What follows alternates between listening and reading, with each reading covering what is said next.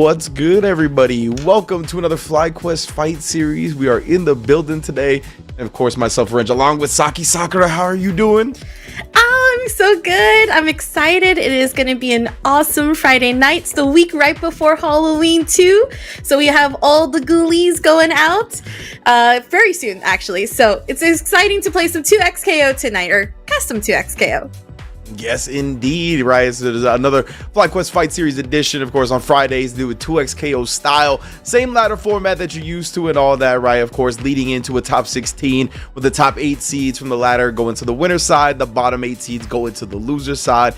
We always got elite action-packed 2XKO action here, so I'm looking forward to another night of it. Absolutely, yes. And we got a couple of killer names, I think, too, looking at the bracket.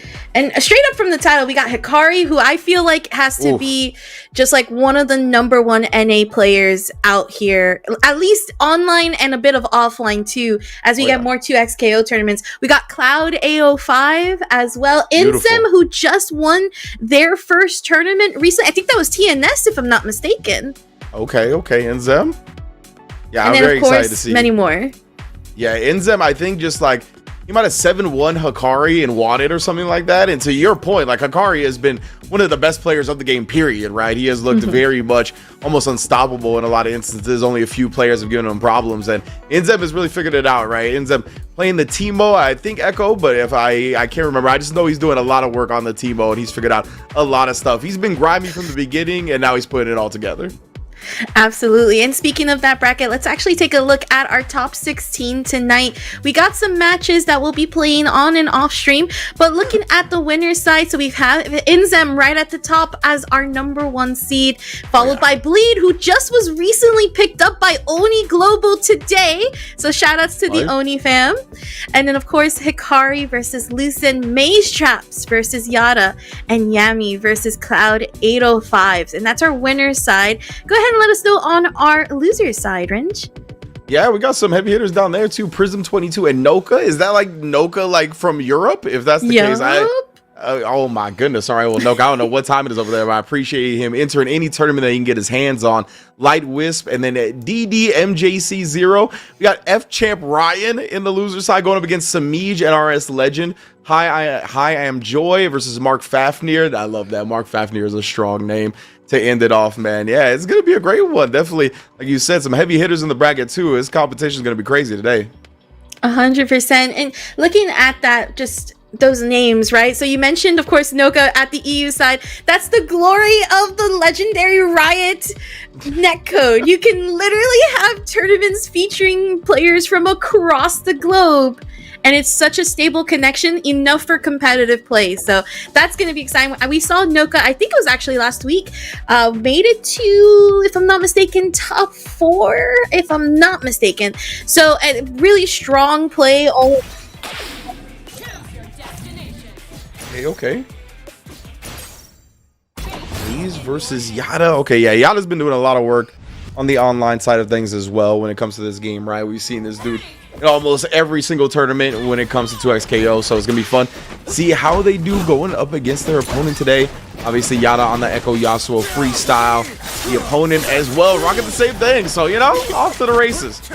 A true mirror match, so to speak. And as you can see, the glory of freestyle, being able to just tag in and out and without just any fear. And here we go. We have the projectile going out, and that's a burst on Yada's side used up. Oh, man. Yada, he tried to kind of like in and out on that stand medium too, but he ended up running into like the latest active frame of it. You already know when Echo starts with that, he gets the world. We're gonna go to the Yasuo Limit Strike extension, throw as well, take away the gray life, take away all the life. What am I talking about? That's always so sick to just see Yasuo players go for throw combos, especially so close to the corner like this. And again, being able to just pick it up after. This is going to be a lot of damage. We should be able to go into...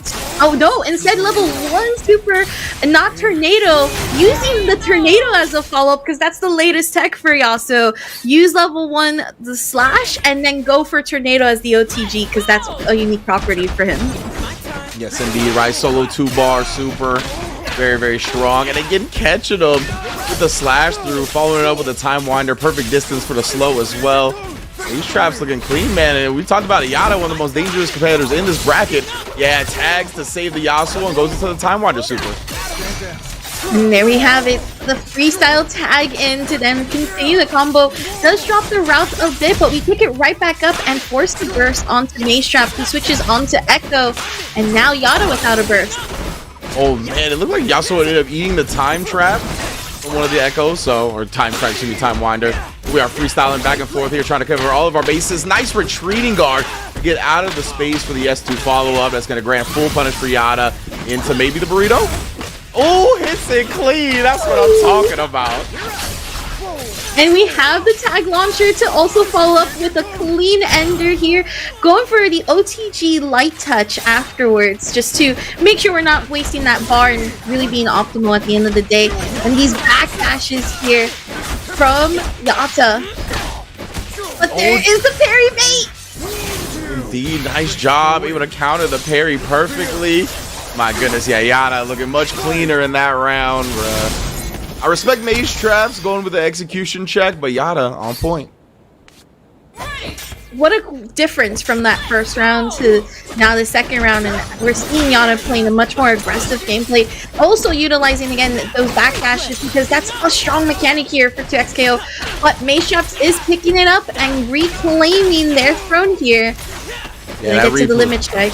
That replay is a very strong mechanic as well, but oh no, nice little trigger block right there. Again, the landing cancel punish. Oh wow, actually swipes him back into the Time Wander. I was like, oh, he dropped the combo. Nah, what am I tripping on? And then the overhead as well from Maze Traps, bruh. Fury is in play here for Yata, but doesn't want to go ahead and use it too early, because that's one of the big comeback factors here, especially considering drops the route though on that C. It's a little awkward when you go into like the Mega Time Winder super from just outside the corner. Oh yeah, he ended up catching the Echo on Fury to get the save out. Oh, another beautiful freestyle tag right, covered the whiff throw on the Yasuo. Again, that's one of the big benefits of freestyle, just allowing you to stay safe for so long, take so many risks. Baits out the get up attack as well. Oh, into a clean Time Wander follow-up Maze Trap. Yes, tag launcher, that's gonna be all she wrote. 1-0. Yep, and you know, one thing about freestyle, right, is like I feel like it's the fuse that is helpful to bait out bursts and just straight up kind of recapture whatever drops were there in the first place. So really good stuff there to just call out the Fury and then being able to follow up, and also just to cash out straight away. Yeah, absolutely. There's so many benefits to it, like not only offensive capabilities, but in the neutral and defensive as well. We're seeing put on displays by both these players. All right, chase down the retreating guard as well, right? Yada's definitely been looking for that a whole lot. Ooh, big parry, and at least disrupts the offense and catches Maze Trap trying to retreat, but pick it up anyway. 5-second rule. Oh, and we also got those movements to try to catch it, but drops the route after the heavy, and this is Maze Trap's to be able, drops it also on that vertical splash, and has to force these break to not lose out on Yasuo's health. Yeah, homie drop right there. Drop for a drop. What a parry on the slash attempt. My goodness, the sweeping blades being put away. Now Yata, imagine looks for some route, I was going to say, to go into Echo here. Does exactly that. Double limit strike in the corner. Sets up the Time Winder. Even go into the install. Doesn't get the throw he was looking for, but nonetheless still picks it up on the Echo tag. I feel like it was so disrespectful with how that movement from the replay was just happening in that moment. But with Yada using burst back on the Yasuo and then switching back to Echo because of that low health, better to just use Echo's remaining health to go ahead and defend. Indeed, Yada try to go back into the Echo. Oh no! Runs into the Time Winder. Happens to the best of us. Can't complete the combo. Bets on the get up attack, and Bets correctly tried to put up the wall for Yasuo and then parry the super, but such an awkward timing when the assist is going to take the hit first. Oh no. Ooh, the unfortunate for Yada was still getting the assist character, and Maze Traps had not tagged in Echo, so that was Maze Traps' opportunity to whip punish.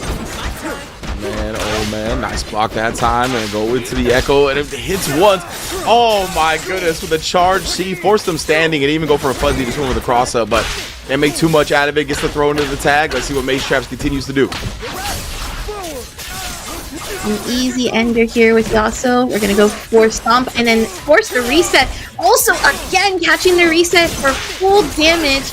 We're gonna get Echo to go ahead and be optimal on that kill here. I'm gonna go ahead and use the replay, and that is already Yada's Yasuo out of here. Ryan is buying time here. Get the assist back as soon as he does. Yasuo comes out combined with the Time Winder. Yada has not been able to navigate this neutral well, but we do get the install afterwards, which allows for the pickup. Pops the combo there, but finds the air throw. And again, with the install still there, a little bit more damage into the limit strike. Rolls through the get up attack, but doesn't punish it. Oh, man. Settle down here for a second. Oh, unfortunately, the trade was not in the favor for Maze, but we still have a full health Echo, plus both players on Fury. Push block here, and then again, Yasuo super assist being used up. But we have the buttons pressed that forces Maze to use Fury, and now Yada pops Fury too. We got two characters right now on that Fury game. Oh, hit the second time we ran out of Fury, so we couldn't dash cancel it. No more follow-up available. Goes to the install, too late for the pickup though. Bets on the get up attack, dash catches the replay. Oh, but can't catch it fully, and then goes back to it again. Maze traps. What a way to close out the game. My goodness, bro. The double echo on the screen at this level with both of these players. Chaos ensued, to say the least. I feel like I got hit by everything. Like, I don't think I would have ever blocked any left, right. That would have just been completely Maze's, but what a showing right there. You know, again, Maze was one of the stronger players last week. Also, I believe reaching top 8, if I'm not mistaken. Definitely top 16, but should have made it to pretty far, and it won't be a surprise here as we're seeing them go. And Yada, oh my goodness, Yada is one that, like, I've seen from Strive to this game, and it's crazy how consistent Yada can be. Yeah, definitely. Obviously, a great top 16 berth here, and that was winners bracket action, so they'll have another chance in the loser side of things. But man, what a performance from Maze Traps. Definitely in the top 8, winners side qualified now, so back-to-back weeks in that performance, definitely looking good. You know they're going to be looking to go farther than that. But yeah, it's going to be tough with some of the names in this bracket. That was a hell of a first set, though. Yeah, absolutely. Up next, we have Inzem versus Oni's Bleed. Now, again, we've been hyping up Inzem here for quite some time, just working out with the Teemo. And you especially, you've dealt with some Teemos, I've heard, this past week. Am I mistaken to say? Yeah, you know, running rampant right now. The Teemo infestation is fully here from top to bottom, really. You see it in competitive level play, and you see it all the way in the trenches. So it's definitely a character that, as it should be, is quite polarizing, right? It's a very annoying character to fight. Like, they really capture the essence of the character from League and put it into a fighting game well. And they've done that with most of the characters in this game, where I think, like, you get a similar vibe, similar feelings are invoked when playing against or as the character. So, you know, hey, I mean, credit to them. I just, you know, it's I'm not a Teemo player, so I'm on the other side. Makes total sense right there. It's, like you said, League of Legends, Teemos, and what you experience, that's the classic League of Legends feel. We have Bleed on the Alawi Echo, and actually getting punished for throwing out Time Winder in vertical. This is going to hurt quite a bit. Yeah, and Bleed actually on the freestyle as well. You usually see this team with 2x just because, you know, both of these characters really thrive with the 2x assists. So I'm excited to see the little freestyle take on it. Oh, Inzem betting on the get-up attack. And oh, what a chase down as well. Immediately confirming into the S2, the Helmbreaker, to make sure that even if it wasn't counter, he was going to get a full combo. You know, takes the Time Winder, and that is the first on Inzem's side. And now we got mushrooms. You got to go through this projectile and also worry about Pebble. Yeah, Inzem has some great zoning patterns, really tough to get through, right? I mean, you got like the flame on fire. Nice use the air dash. Make sure you just hop right over it from Echo. Ooh, we have Alawi Sentico Sentinel, and what a great usage to use the light normal to go ahead and try to set up chip out, but Bleed gets out of there. A nice job blocking. And oh no, Inzem, he tried to like, maybe he thought he actually hit the point when he hit the assist, but nonetheless does hit it now and confirms it to the super. Alawi, I don't think she's going to be able to escape without getting chipped out. Yeah, even if you hold tag there, like the Echo's going to immediately tag into getting hit probably, so it was a tough escape. Maybe could have parried and did it. Ooh, we have replay, wall bounce combos. and should be able to take out Teemo. That is a big player now gone. Has to rely on the Teemo assist. But the jump in doesn't commit for the full move. We have Alawi super to go ahead and follow up here. Oh, yeah, he went to the limit strike, so he couldn't actually get the level 3 OTG there. Just has to bet on this. And what a button press from Bleed. Instead doesn't want to let this round go. Spins the Fury to make sure that W is captured. He got it. But at least Bleed, you know, the moral victory of getting the break out of him. Yeah, that's a lot of break to recover, and on the side of them. But what an air throw! And we're gonna keep it going. Got the jump cancels, but no continuation as Alawi comes tagging in. And then there's the time winder freeze. Yeah, that's one of the big things with Teemo's, right? Like, the players are so good at air throwing because a lot of times you want to jump in and avoid the projectile. Nice on the tech as well, avoiding. I think Ginzem did try to execution check him with the get up attack. Made sure to make him pay for it, and that is the biggest reward you could get from that. So, lead in the building. That is a great start off of a round that Bleed can definitely use here. And another huge pickup for Bleed in this corner. Inzem not going to be really able to play the game, but now starts to do so, especially getting out of that corner from the reset. And Bleed's Echo is going to hurt. Yeah, Bleed is trying to move out of the way a little bit. Inzem with a slightly delayed S2 ended up catching him. Yeah, that break is going to interrupt the super. Tries to put the tentacle on him, goes back into the freestyle, caught him low. That was definitely an awkward timing to land on, but Inzem with a down 2A. He's reaches so far. Nice conversion afterwards as well. It'll be a little bit tough here with the Alawi because now that's a super assist gone. And Alawi has good normal, but not good. There it is. That was normal to force the Fury. We're going to try to play defense. Oh my goodness, baits out the throw. Huge from Inzem here. He doesn't have a lot of meter to work with though, and he's not going to build to the level 1. So this is not it for Bleed quite yet. Inzem is sitting on 3 super assists from Teemo though. I'm surprised he hasn't come out with it instead. Bleed tries the execution checker, but Inzem gets right past it. Dodges the get up attack. Punishes him with the time winder and clutches out a very close first game. Yeah, I love how you call out in that route specifically. Bleed, or rather Inzem, had the right movement. It just wasn't going to be able to fully cash out and kill. But because of that good option select for the wake up on Bleed's side, that's what led Inzem to win that. So now we have that break used again and trying to just have Teemo recover on the help. And Inzem just kind of freestyling on Bleed. There's so much that you respect from Echo that sometimes you can just get away with stuff like this, and again, actually reset him in the process. Bleed gets under, but I don't think he was expecting to actually dodge the Helm Breaker. He wasn't ready with the punish. Tough defense getting the guard bonus up. Goes ahead and tries to use replay to get out of that corner and try to open up. We're gonna overparry right there. Yeah. Not gonna get the punish, but backing up away.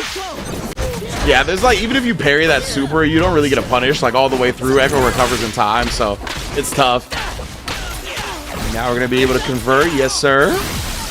Limit strike up. Oh yeah, it was not there. The proper timing on the OS. It's completely whiffed. Now what are we gonna do? We got all this meter. How are we gonna use it? Okay, I was expecting the replay, especially considering how much that combo was scaling. Just trying to keep up the pressure here and maintaining that corner is key. There we go. Block long enough and you're going to get that throw. And then now you'll be able to kill the Echo, especially with the mushroom support. And the Teemo conversions off throw so deadly. Another very strong part about the character. Right in the overhead, win with it really late. This level 1 will, okay, he didn't even need it. Actually is going to use it anyway, to make sure that Inzem didn't actually get the break, because you can't break during supers, right? So very smart to just go into that rather than a combo. Oh! That kick of Alawi is just so good. It's like probably one of her best checks. But this is huge now as Bleed activates Fury. Inzem running out, and unfortunate because this is a lot of damage, and that level 1 is gonna seal it for the first round. Yeah, usually that jump special, right? I believe it's the S2. Doesn't really do much unless you have an assist or like you can super follow up. But with the dash cancel of Fury, oh man, a great starter. Speaking of great starters here, catching 2. Inzem immediately going to the super conversion as well, trying to get as much damage with this as possible. All in the scramble. That's so unfortunate for Bleed. Started off with that happy birthday and continues dishing out damage onto Bleed. Gonna go ahead and set up all the mushrooms plus jungle, and now mushroom army coming into play. You're dead. You're just dead. Yeah, that combo is nuts, man. Like getting that double forward S1 setup with Echo in the corner with the Teemo mushrooms, and then going into him for the mushroom super. So much damage here. Then going low right there is very real. The instant overhead is a threat. So I can't blame Bleed for getting hit like that. It is tough. It looks like he's saving the Fury for the next round. I can't blame him. But wait, we get something big here. We might end up using that Fury after all. Ooh, we are trying to go as far as possible, coast to coast. Sets up tentacles and tries to activate all the chip that can be there. Also trying to bait out a button. Back onto Teemo we go. Oh, gets the really late 2H to catch him. Set up the tentacles again. Just run up. I got my friends the tentacles to help out, keep up pressure. Push block, but we are able to get a hit in. Let's get the reset. But this is going to be tough. The diagonal plus both matches are activated, but flames right there to anti-air. Yeah, Bleed. I think he might have been waiting for like a small hit or something to activate the Fury and bet on it, but ended up just getting one shot by the flames. That was some sick like push block baits from him in the corner too during the tentacle super, but Inzam just didn't bite. That was like really strong defense. Ooh, I like the idea of using that light to force the roll, tech roll, and then tagging back Alawi. Just wasn't gonna get what Lee was looking for. But we have now burst used on both sides. So they're trying to play here to get the corner. That's the name of the game. Oh, wanted to pick it up off that. Looking for some real freestyle stuff right there, literally. Now we're gonna set up the mushroom shop. Try to make Echo come to him. And activating the super with the Echo behind him. Oh, trying to sandwich him. He actually did have to block the super. It popped right before he entered block stun, but just the threat of it alone was enough for Inzem to start his game. Gonna go into level 1 here. Okay, Alawi getting the time freeze on her, but it is still leads Alawi going down. Oh, sorry, Echo's going down. Now Alawi tagging right back in. Go ahead and see what we can do here, make those comebacks happen, and that's right there. We have first he sets up tentacle, but delays the wake up. He's trying to bait out a throw tech or a push block from Inzem so hard. Finally finds a throw of his own, perfectly timed as well to get the combo off. If you do it a little bit too early, the tentacles aren't going to allow you a follow-up. Nicely timed from Bleed. Just Inzem's Echo has to call out. There's the slam. And then the grab, tentacle is out. So that's going to be command grab. And we are slam dunking to at least take this into third game. I also just want to say, it is so satisfying.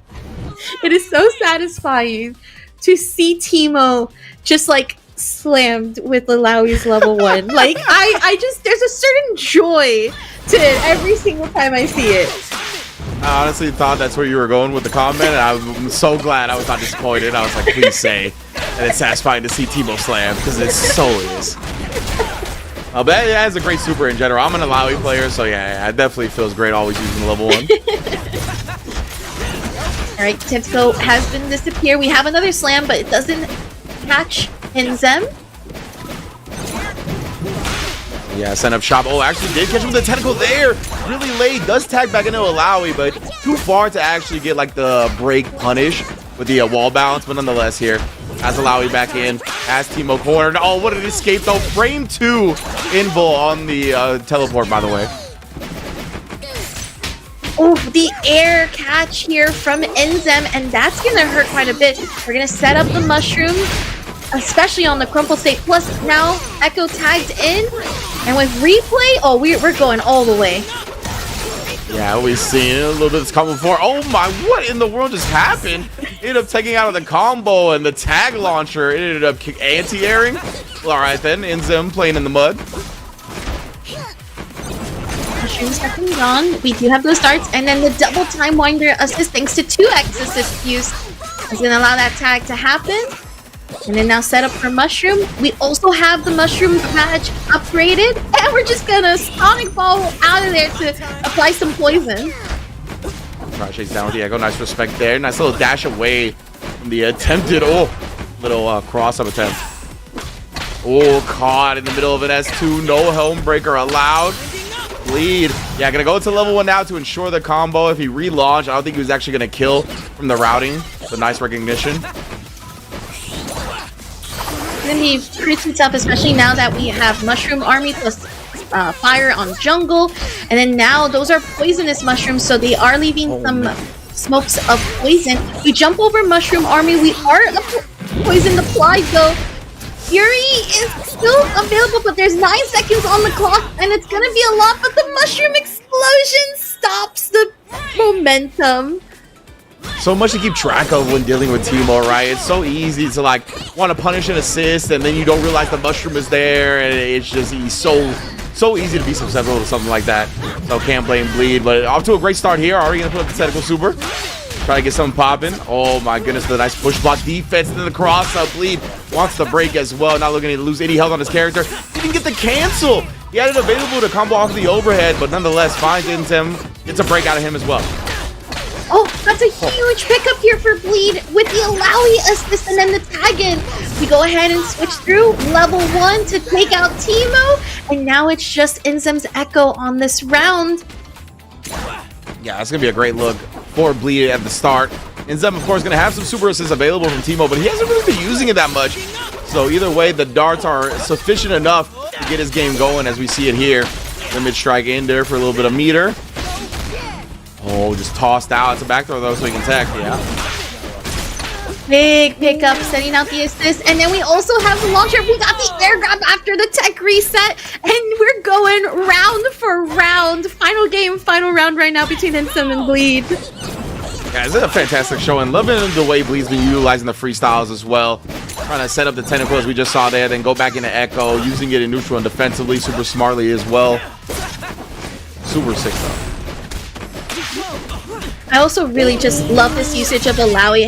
It's been so helpful every single time with her slam, that she's just been able to pick up and then close the gap that's there. But we had Teemo disappear in jungle for just a split second, and now we're building up the darts badge. Man, Teemo get in the grass and go to another dimension, bro. You don't even see him anymore. Once again, install super here, trying to bait something out, but didn't give it to him, just blocking it so far. This is a nice chip damage as well. Tries to shoot that gap with the tag to allow. He couldn't quite do it though. Filled quickly. Using the break to preserve both characters. Echo has so much gray life.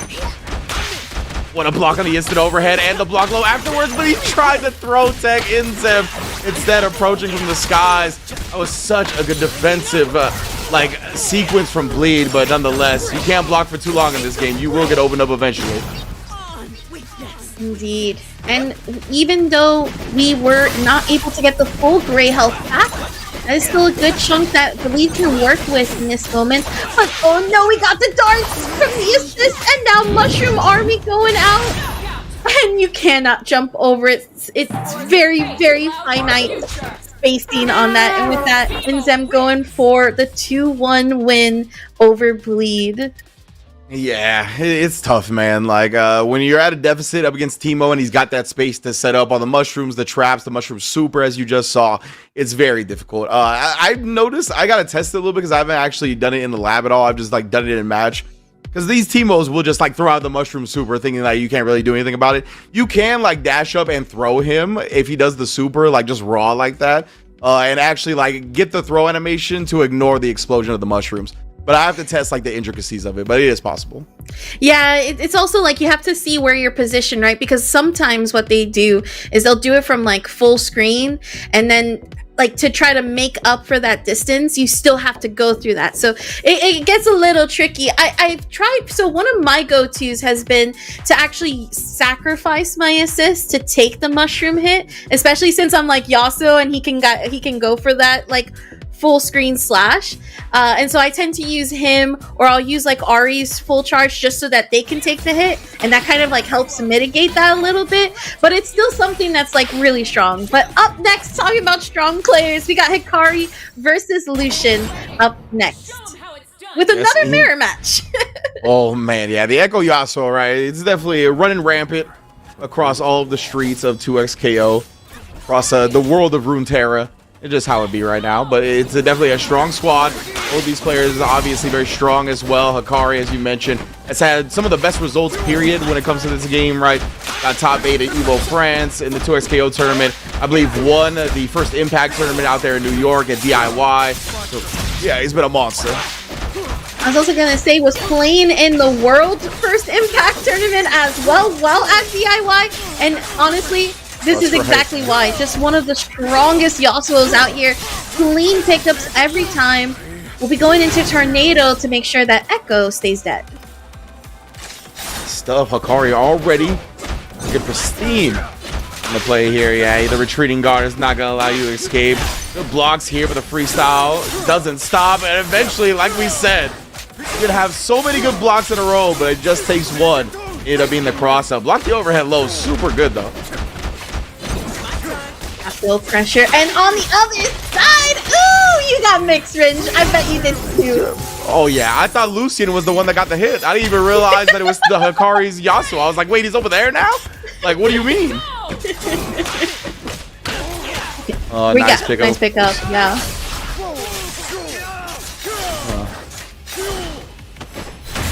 Well, keep him attack this time. All right, Lucian.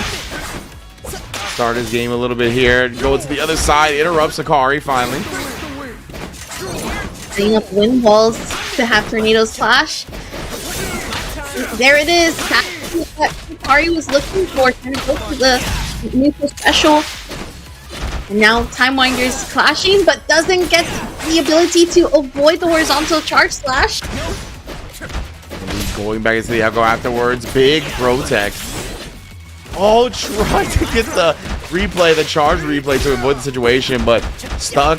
Nice blocks high as well. Goes back into another charge. See it. Instead of going for the overhead, right? That was the mind game right there. Because of the charge heavies for standing, there's a lot of fuzzy setups with instant overheads after that. But instead just goes low and catches Hikari, getting too deep into the mind games. A little bit more extra hits onto Echo, but this time Hikari able to open up Lucian. And with this route, we should be able to... No! We actually allowed the drop to happen just because of the damage scaling. Oh, ends up hopping out of it. Yeah, the up back. Don't keep it clean and tight. Able to jump out and neutralize a lot of the pressure. Oh my goodness, but not neutralizing that whatsoever. I like that, the crossover with the forward heavy from Echo. That was disgusting from Hikari. Yeah, this man is nasty. I'm telling you, Hikari has probably one of the best. Like, if you want to learn Yasuo, Hikari is definitely the one, especially for competitive play. What a call out! Actually called out the super assist to come in, clashing through and jump. And now we have a throw. And just getting Yep, Fury getting faded out, and we're going straight into this level. Tornado right there. Hikari rain reads. Yeah, that man Hikari, he was baiting right there. He was fishing for it, right? He was putting it out there, having the patience of a seasoned veteran right there, just making sure that he's going to wait. The Fury was going to come eventually, blocked it perfectly. And hey, you can see why he's had so much success so early in this game. Well, we are moving right now for Lucian, though. Got those corner combos and the resets after the fact.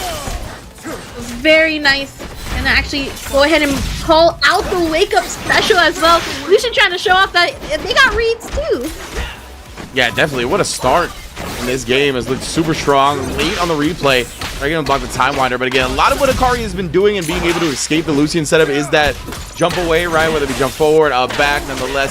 And then catches Lucian a little bit off the mark with the pressure attempt. Hikari, what are we going to set up? All right. And that's going to be the break bonus and a bit of a wall bounce just because of how much a tumble it was right there. But Lucian non-stop finally supplying damage onto Hikari's Yasuo, putting that in the danger zone and really trying to cash out here. Has the level 3, so here's level 1 and then there's the level 3 to follow up. Yeah, I super respect the spinning the meter here, especially with Hikari getting his break back. You do not want him save both characters. Of course, he does have Fury with Echo now, so that's going to be a danger in its own right, especially when he starts like this. He's going to be able to kill the Yasuo. If he so chooses to spin some meter, he's going to have to spin a couple. Oh, actually just one. Yeah, we're good. He's got 3 super assists from Yasuo, which are really strong as well. There's the Fury actually used now. Kari not counted out just yet. Gets hit and by the replay. This is gonna hurt. This is actually death, I think. Oh yeah. I cannot believe he still comboed off that trade. There was so much hit stun on that. This time from Akari recognizing it though. Yeah, I mean, Yasuo Super Assist didn't even make an appearance. It was just all Echo. Using break now, setting up for replay. And the grab whipping, Hikari trying to wake up grab and was unsuccessful.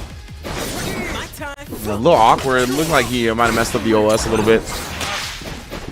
Nonetheless, both with the wind walls respecting each other's. Yeah, I was gonna say the first one that stabs loses because the wind wall will absorb it. Woo! Nice what a tag! Ari. Very nice. Now that is Hikari's Yasuo who is out of here. Bit of retreating guard. Tries to call out the air-to-air, but still gets interrupted. And that is going to be some damage. You have to tag in Yasuo to get some more of that route, but does drop it on that side. Yeah, if he gets a couple of hits here, oh, he already gets one. He's going to build towards that Fury, and he might get another chance at it in this round. And we saw how dangerous he was with the last round, yeah, especially with the limit strike bonus to the break. Just getting the Yasuo assist out there to combo off the overhead as well. We're basically even at this point. Oh my god, that movement from Hikari right here. Ended up another delayed into the grab. There's the Fury activation from Lucen. Yeah, that was definitely going to be a full combo because of the replay out there. But again, the regular Yasuo sweeping slice attack. Following up with the level 3 perfectly. Fury not even necessary. Hikari, 2 clutch performances on the Echo to close out winners round 1. You would think that with Yasuo being eliminated, since that's like Hikari's point character, it's kind of like, okay, I can breathe now. I can deal with this. But then that Echo just comes into play and it's just... That's clutch right there every single time. And we were also talking about it too, how like we were wondering if Hikari was gonna pop Fury, but didn't actually because there was just no need. Was just so confident in both the Yasuo assist. Wasn't even a Yasuo super assist. It was just the normal one. So as always, again, this is Hikari. There's a reason why we talk so highly about him. Yeah, he's a favorite every time you see him in the bracket, right? So definitely good stuff to Hikari. Leading off as we expected to. So yeah, man, it's been some heater matches already in terms of everything that we've seen on stream. I'm sure there's been plenty of action off stream as well.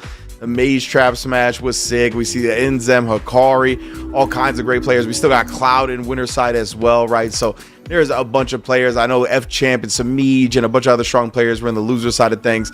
So it's cool, man. It's just dope to see everybody like frothing at the mouth for that 2x KO action and just wanting to enter as many tournaments as possible. Absolutely. Speaking of which, I'm so glad you mentioned that, you know, we have some action happening off stream. So just to kind of give you some updates. So Noka right now beat Prism. Yada and DDMJC0 are actually playing.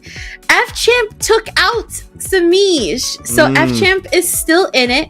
And then Hi, I Am Joy actually beat Mark Vapnir to be facing against Bleed right now. And Yada actually just 2-0'd DDMGC. So Yada is still in there as we hop into our next match on the winner's side. We are still there. We should be closing this winners round 1 first with Cloud and Yami. Oh, and Red Yasuo! You know, I finally got this skin. I was waiting so badly for Riot to update the weekly score for this skin. Yeah, this is already another dope thing about 2XKO is that there's already so many super sick skins out. I'm a skin fiend, so definitely glad to see it. Yeah, you know, you already know the vibes. You already know. Okay, what a big pickup here from Cloud. That's going to force burst off of Yemi, who's also rocking the Teemo Echo. The NWO Wolfpack Teemo. Straight black and red everywhere. See right now. Oh, chased down by the My Time. The assist barely connected. I was trying to escape, but there is none from the double My Time. Really good push block there from Cloud. That actually was allowing Cloud to escape the corner and also capitalize on some damage. Yami with the quick stuff right there. Another quick little air dash conversion over. Just constantly making you switch up your blocks and figure out which side you're going to be approaching from.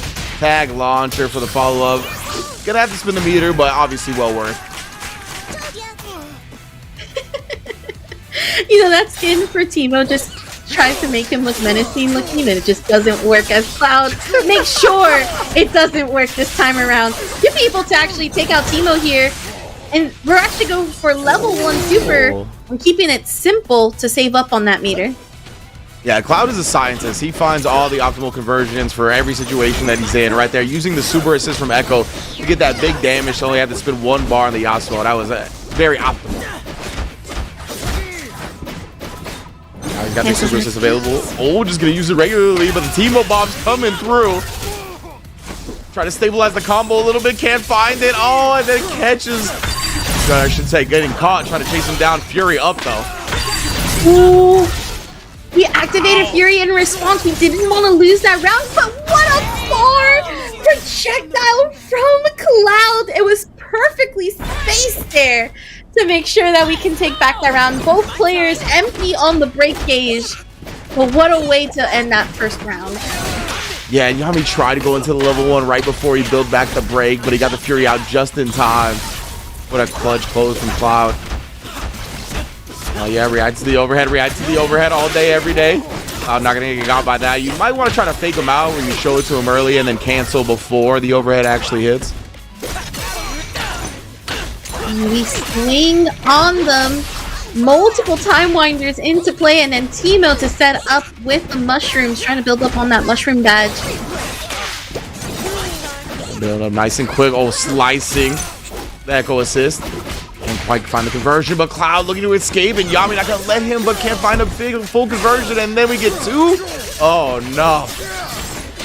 We got a 2-for-1 here. And we're gonna actually go for the light reset after the combo end. Just trying to maintain, yeah. Yami Echo put away with the OTG. It's gonna be tough for the solo Teemo. Fury so far away as well. That's 3 bars though. Yeah, Cloud actually has 2 3-bars and didn't even need to use them. Like you mentioned, Scientist at the end. It's so interesting because where a normal Yasuo would cash out to just take out Teemo, we're seeing Cloud just go for optimal routes, but not having to spend bar for those routes. So that's it. Yeah, level 3s are like incredible defensive options in this game, right? Like one of the few things that has invincibility for every character. The level 3 is just out there. You can press it and catch people trying to continue the pressure. So, and because they're so rare, there's not a lot of people trying to bait out like a lot of invincible attacks, especially in block strings, right? People will try to bait out get up attack, but rarely do they try to bait out stuff in block strings and pressure. We are playing my favorite game, Wind Wall Neutral. But then we have Mushroom Neutral to follow up with. Yeah, try to use like the air slice to get in, but just landed on the mushrooms. Had to use the break to preserve the character. Oh, but that preservation is lost. Yasuo gonna go down to this combo anyway. And Echo not looking in a great spot either. Oh my goodness, the combo is still going. That's in the danger zone right now for... Yeah, set up the stuff right there. Obviously with the Echo assist as well there. Oh no, just jumped straight into it. Needed to use the air dash to kind of fix the combo. Couldn't quite get the follow-up, but the mushrooms do the heavy lifting as they tend to. That was so just like cheap in every sense of the word. Like forcing the interaction to Cloud where there was just no chance to hold the damage from the mushroom army. Yeah, nice notification of the push block with the My Time. Little Chrono Strike action. Obviously back into the Teemo, put the rocks with the mushrooms up. Gets in there though, rolls with the Echo assist call combination. Catching Cloud on the cross up. Nice stuff from Yami. Yep, that is a corner situation here for the Mushroom Army. And we also grab on the roll. Great call out here from Yami, who's just in a dominant position right now. And just coming back up. Yeah, and Cloud ended up choosing the break right there. Wanted to preserve the Yasuo even with the low life from the throw. But man, who cares about that? Now he's found such a huge happy birthday. What a block start. Oh, try to fake him out. That's what I was talking about earlier by going into the teleport beforehand. Either way, though, the pressure from Cloud just won't stop. That's why you want to preserve 2 characters, right? Always better than 1. There it is. The cash out from Cloud's Yasuo. Gonna stack quickly into Echo so that Yasuo can just recover and not have to worry about getting hit.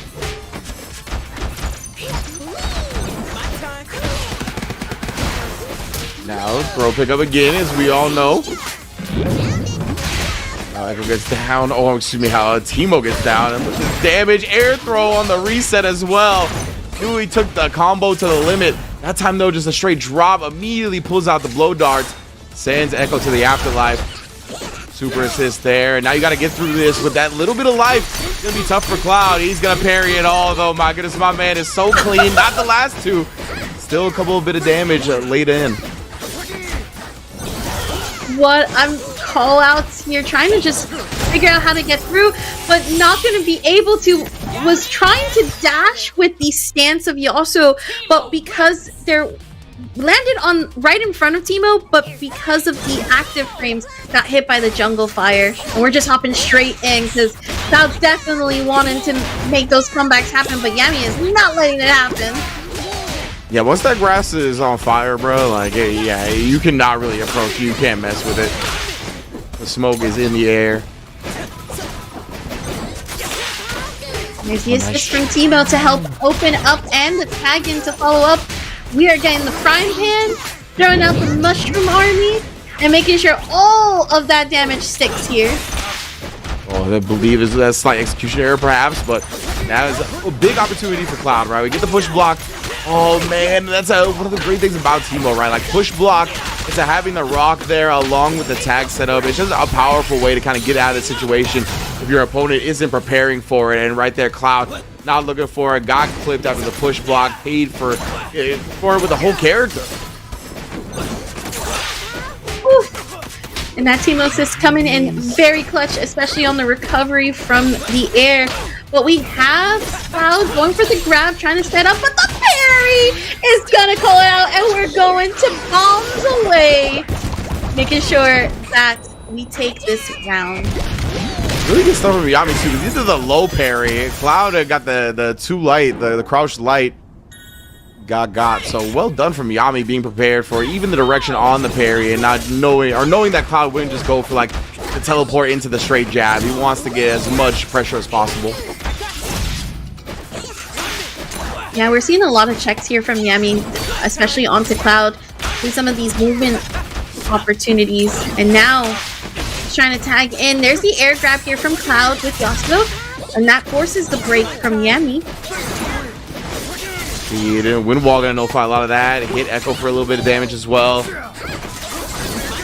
Ooh, snipes him with the air slice. Gonna get the follow up. He tried to do something fancy with Echo, it looked like, but Yasuo nonetheless will get his own OTG. And that was the slingshot badge upgraded. And there's the hit that Yami has been looking for on that full screen side. Indeed, this is the route we usually tag launcher afterwards. That's what he's going to do, right back into the Teemo. Make his life difficult. Dart super as well, just trying to make sure Yasuo has as much damage as possible. He's got to hold that. Does build the break for Cloud, though. And Pebble is going to have extra properties, so that allows the bounce. And that was quite a bit. We were able to avoid the mushroom, so now it's trying to open up, and we got the instant overhead right there for Cloud. Call out the tech goal. And then it actually flashes up in enough time to get the tornado super. Yeah, wasn't able to kill off the Teemo. I wanted Yasuo out because of the low life. Open the door for Yami to do something. Cloud broke. Preserve as much life as possible here. Oh, just sends the level 1. I think he just kind of wanted to kill the Teemo, but Yami looked to punish the Yasuo assist in the middle of it, so he caught both. And man, that is an incredible way for Cloud to force the final round. Got the name of the game. Now it's trying to go ahead and seal it out. We do have 2 badges on the side of Yami upgraded. That is poison applied, and oh no, the court correction. Unfortunate for Yami. Yeah, he dashed up just a little bit too far, sped through. Got caught with a ticket, and now we're gonna get the full pickup. But Cloud's Echo just melting away. Should get a chance at Fury Yasuo, which of course is strong comeback mechanic. We'll see if he's gonna have it in him. Yeah, if there's one character that you want to have Fury on, it's actually Yasuo, but that's gonna be a jumping. It was so messed up. Like the air dash came out. Usually you get the cross up right there, but he might jump back before it. End up staying same side. He was definitely, it looked really hard to block. And then he tried to parry the time winder, but he was just off the mark by a few pixels. It's the mushroom army. You get a slight hit in, but we got hit by mushrooms. Got crossed up during the jump. He was just looking to block it because you don't need chip during the Fury. Oh, gets the other side. Yeah, that was going to be a scrambly setup. Yami, oh my goodness, bro. I couldn't find the pickup off of the sweeping slash. Fury has now been exhausted. Oh no! What a way to reversal on the charge horizontal slash. Making sure that, like, in case I couldn't parry it, let's reversal on it to seal the deal. Yeah, that level 3, especially Echoes, is super strong against the sweeping attack, right? Because a lot of the time, that sweeping attack, if you try to reverse a level 3, sometimes it goes through the level 3s. Like, I've had my Alawi level 3 just, like, get blown through. So that one with the Echo, because of the strike hits and the way it works, you're able to get it even on timings where other supers will go straight through it. So, yeah, it's a tough break for Cloud, but very smart usage of the super by Yami. So what I'm hearing, Ringe, is we need to nerf Echo and Teemo. Absolutely not. Absolutely not. Teemo, yes. You know what, Teemo? I think a little out of control here. Echo, perfectly fine. Best character in the game. Best balanced character in the game. Excuse me. I don't know about that, but I suppose. But before we continue on with all these hype matches, we're going to grab a quick break. So don't go anywhere. We got more action for 2XKO here at FlyQuest Fight Series. So don't go anywhere.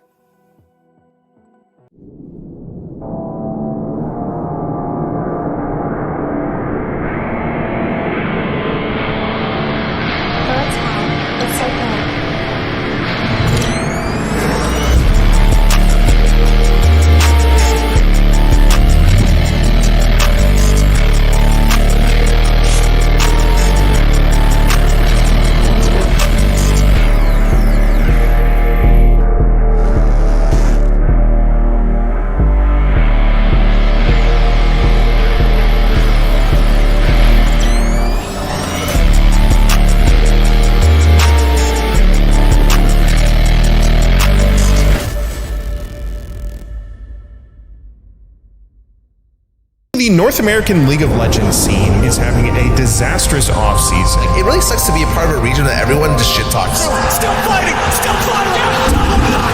Things are looking pretty dark for the future of any League of Legends. Massive AP threats! Lucio's just going in to waste their time! I just don't think that there's a lot of new players trying to get better at the game.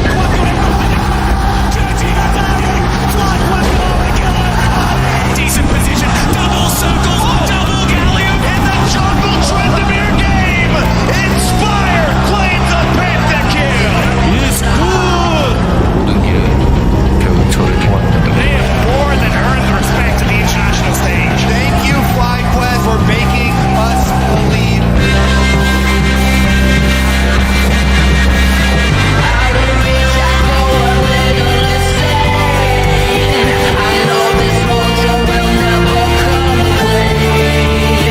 League is dead, right?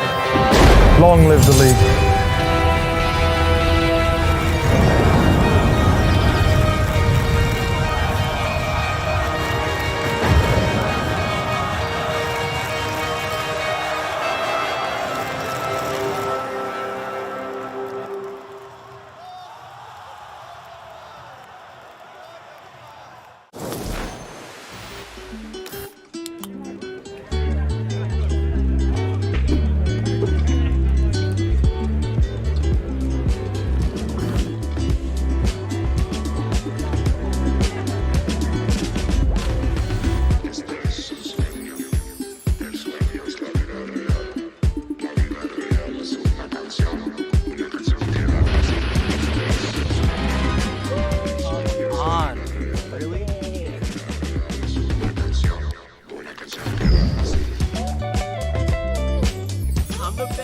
I'm the best of all time, baby. Let's hear it. You're so good. How are you so good? I love you, Jake. Do this.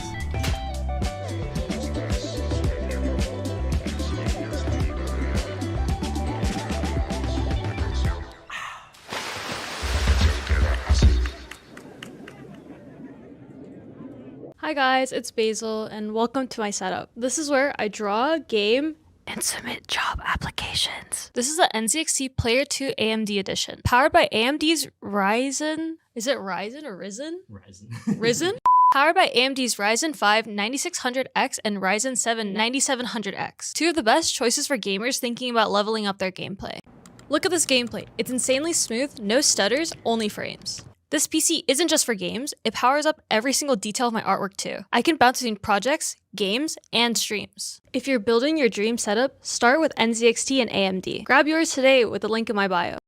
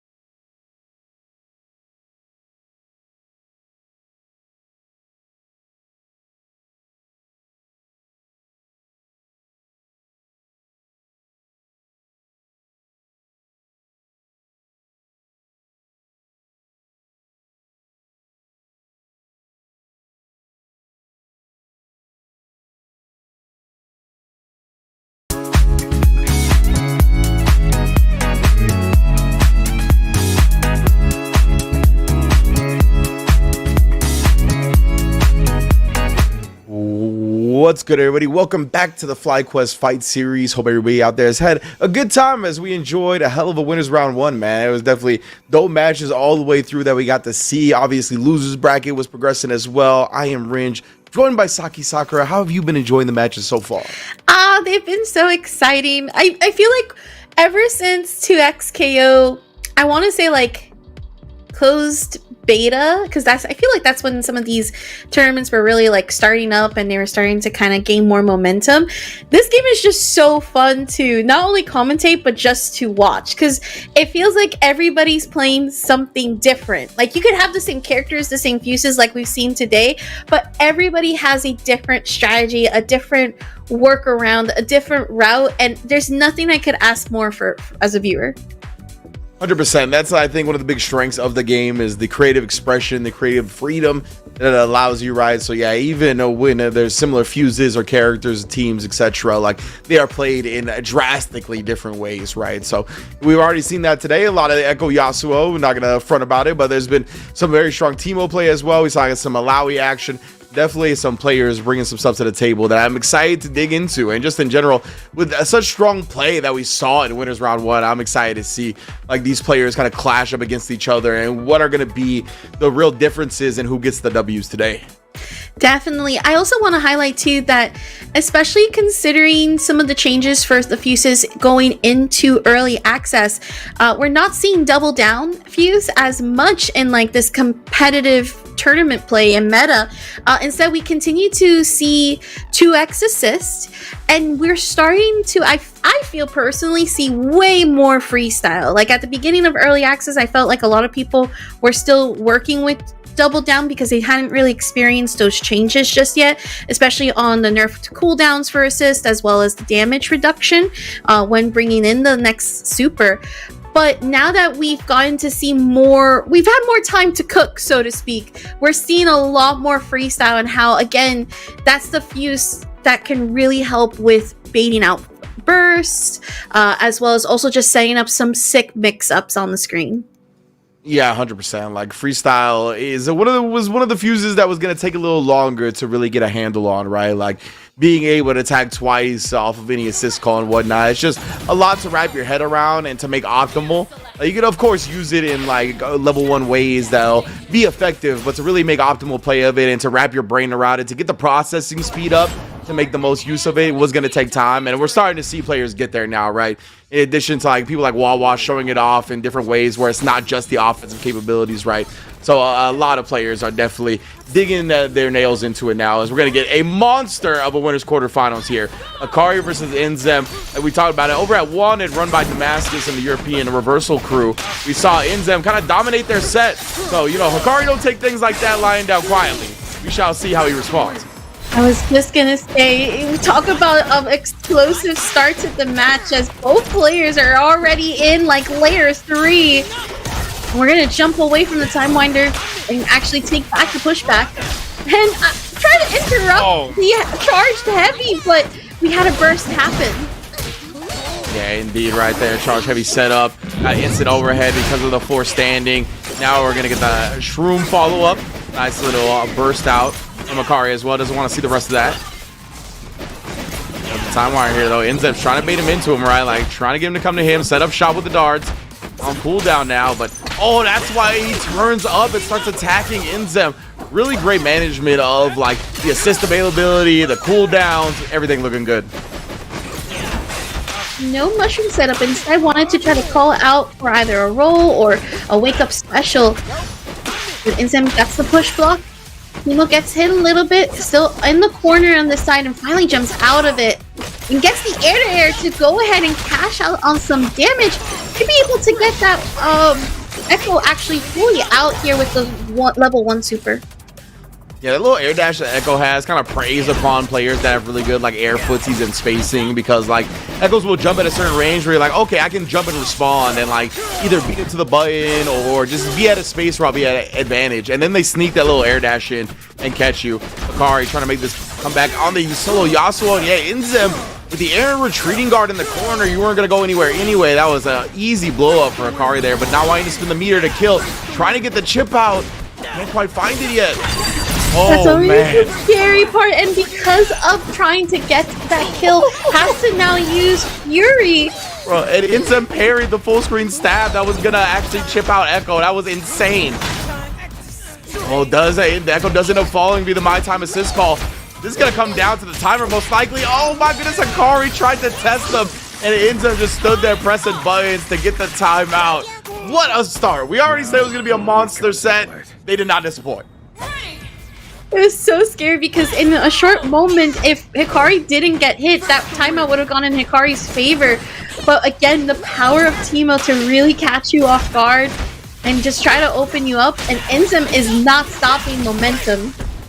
And like even if Akari had like the life by a little bit towards the end, right, you don't want to just sit there and like get chipped by Teemo as the timer runs out. So it's understandable why he tried to push the issue there, but Inzem was just so ready for it. Mushroom Army. This should be a dead Yasuo with the tag in. Yeah, gonna go into the Mega Time Winder right after the 2 hits of the forward S1. Optimal follow up here in Inzem, man. Look at this. So strong.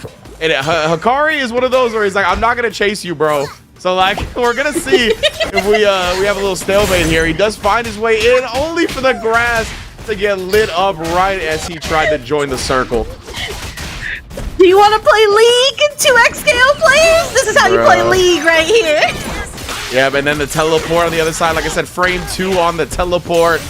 Akari, I mean, he was kind of forced into this. Inzem tried to get the super in before Akari builds a Fury, and he just eats a Time Winder as he's like, all right, let's go to the next round, bro. I understand that I lost.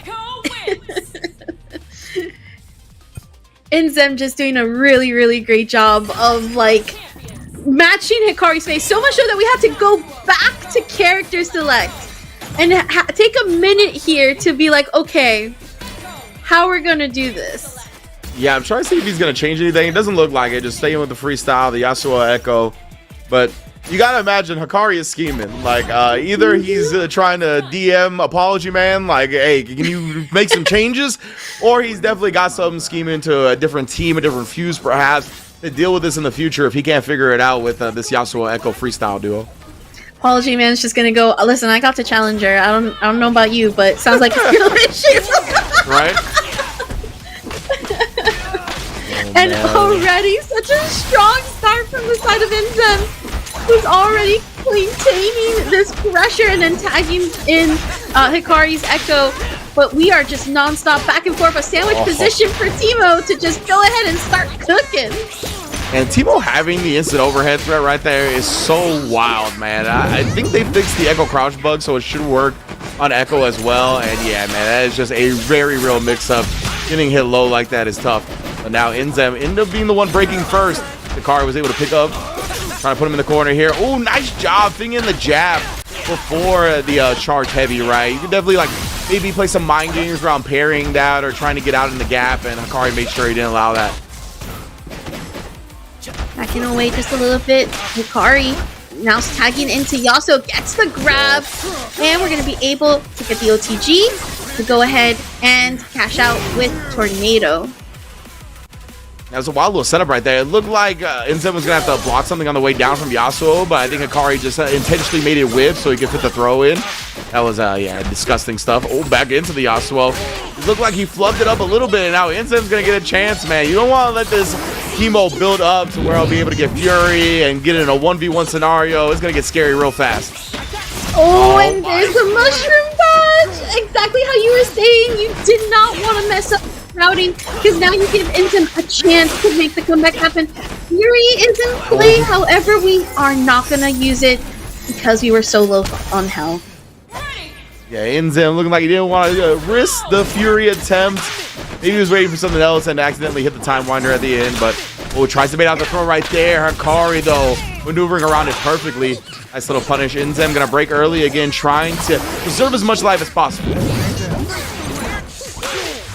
Wind wall to help prevent the time winder from making it through, and we do have the mushroom army still in the back, but it's still clipped by it, and Inzem's like, this is my chance to shine, let me go ahead and play the game. I can't believe it lasted so long, and Inzem like activated so it would launch backwards, right, where it wouldn't approach the opponent. It just kind of covered Echo as insurance that whole time, and man, it had to be some of the last active frames of it. Oh my goodness, we're just having mushroom cancels, jump cancels followed up. There's the setup, and Hikari just is not getting enough. We're not going to be able to get out of this corner. It's going to have to lose the Yasuo, and here comes the Echo with very low health compared to the health that Inzem has on both characters. Hikari trying to just 40-yard dash right in there, maybe try to get the throw in, but yeah, got popped by the mushroom right before he could. Hikari's got to make the most of this time before Inzem gets break, right? This is going to be the huge moment, but just as I say that, Inzem's the one that hits first, utilizing the overhead with the solo rock to back it up for the full combo. Oh, man, he's going to get the bonus to break, too, with that limit strike. Nice tech, as he knew that Inzem wasn't presenting the true OS where you get punished via the roll. Let's go for a low here. There's the parry from Hikari. And a big pickup that Hikari has been looking for the last couple of minutes. There we go. Right, so the time winder here. He's going to go into level 2 of his own. Just waits and ends up going straight low. Not sure what Inzem was looking for. Dodges the break as well with the replay. Teemo is being punished. And finally the break from Inzem. Didn't want to stay in that, especially with Teemo taking hits. So Hikari has tried to go for that Yasuo setup and then dash up with Echo, but Inzem's been ready every single time, especially with how good Teemo's buttons are. So that's the second time that's worked out, and look, now because of that, that is a... Oh no! Oh man, I think Hikari's had enough. What a way to end on that particular frame for Teemo. I hate this Teemo man, so Hikari, has had enough. He's like, I'm so sick of this little rat bastard causing me living hell. Bro, I'm just trying to play the fighting game. You know what? I know FlyQuest. I know FlyQuest likes to joke on my hatred for Kai Kisuke and Strive, but y'all don't know the hatred I have for Teemo in 2XKO and League. Like, it ascends beyond that character, and this is exactly why. Like, as soon as that character had released, I'm like, we're about to experience pure hell. Like, there's just no other word for it except that's the word. That's why I said I give credit to the devs, man. They really captured the essence, the spirit of what you feel in League of Legends playing against this character. They translated that perfectly to 2xKO. So, you know, I don't know what the future holds. You know, I don't know if it's just top 8 graphics filled with Teemos. I don't know if the patches that come out will tone down the character in ways, you know, that make him drop off from the competitive meta. But right now, he ain't going nowhere.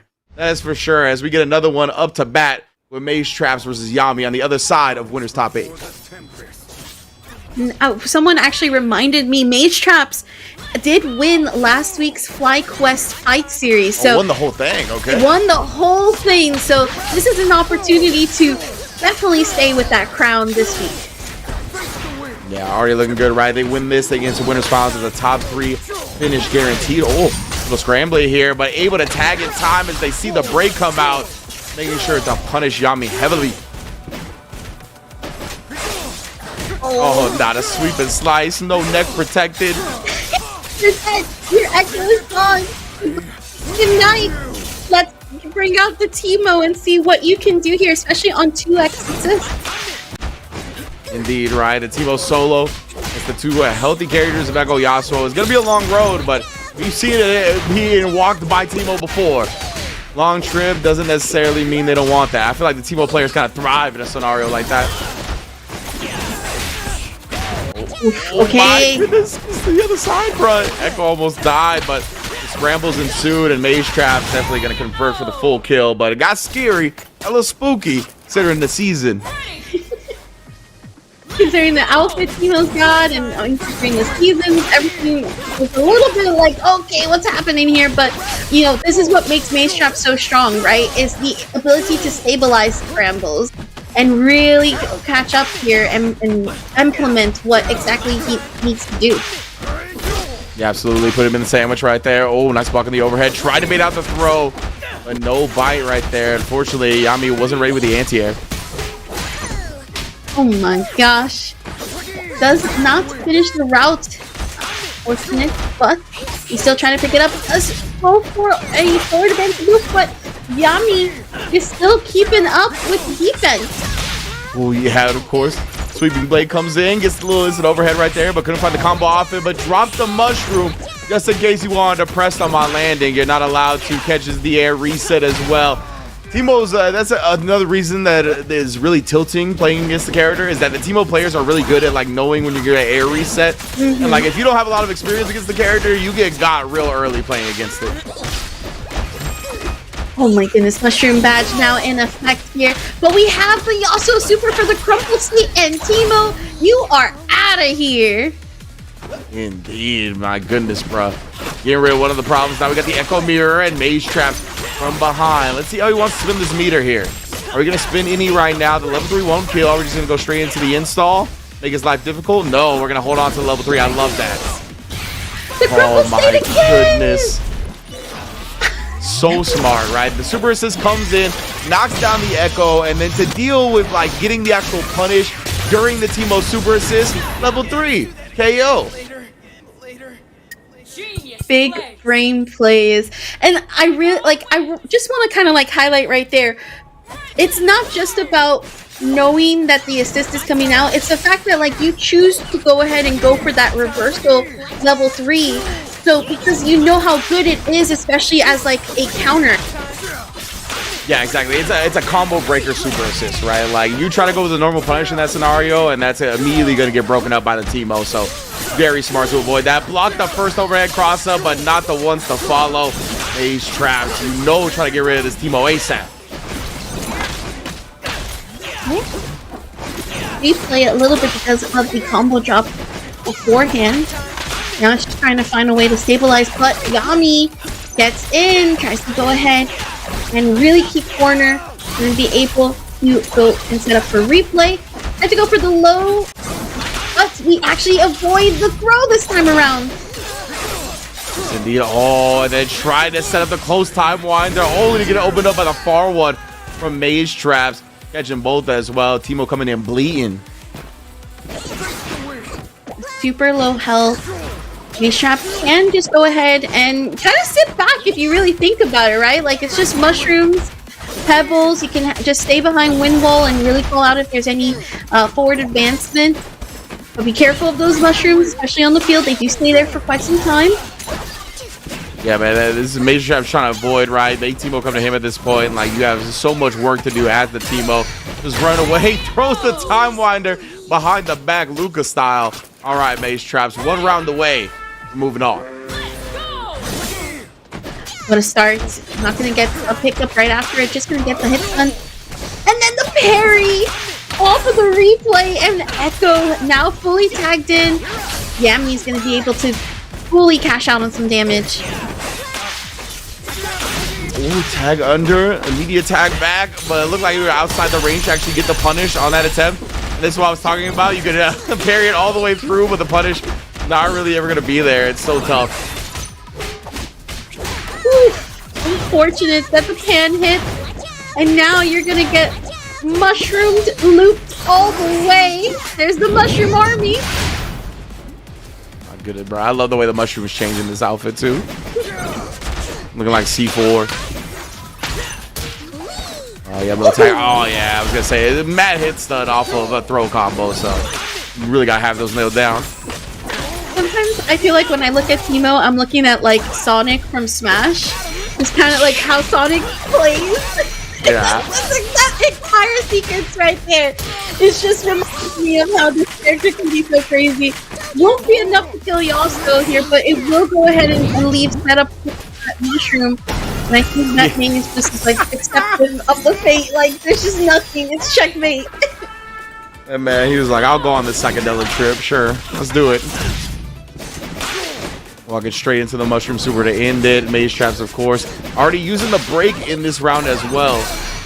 A little scary. Oh, but that's huge. Time Winder hitting on the very tip to give him the slowdown. Oh, but he missed the follow-up.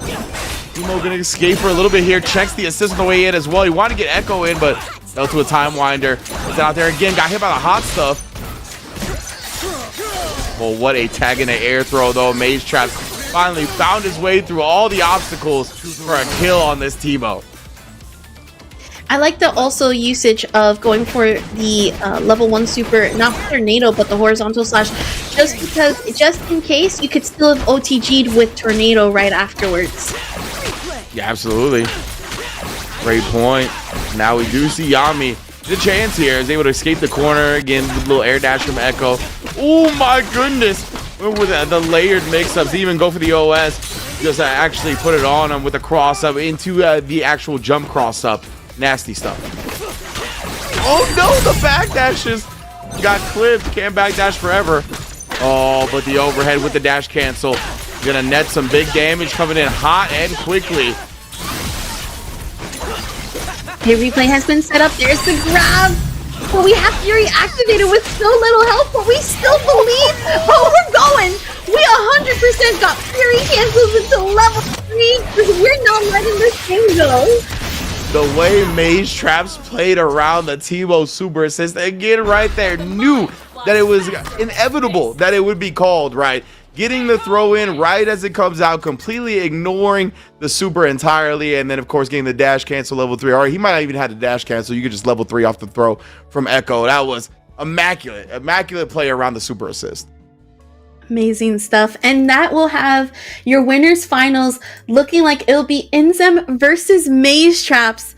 And honestly, I would say that's like the most fitting winners final, considering, again, last week Maze won, and then yesterday in TNS, Inzem actually won, not dropping a single game throughout all of those matches. So that winners finals is going to be really, really good. But down below, we have some updates for you, as well as we should be going ahead and seeing this next match, which is going to be Yata versus Cloud. Cloud actually eliminating Noka.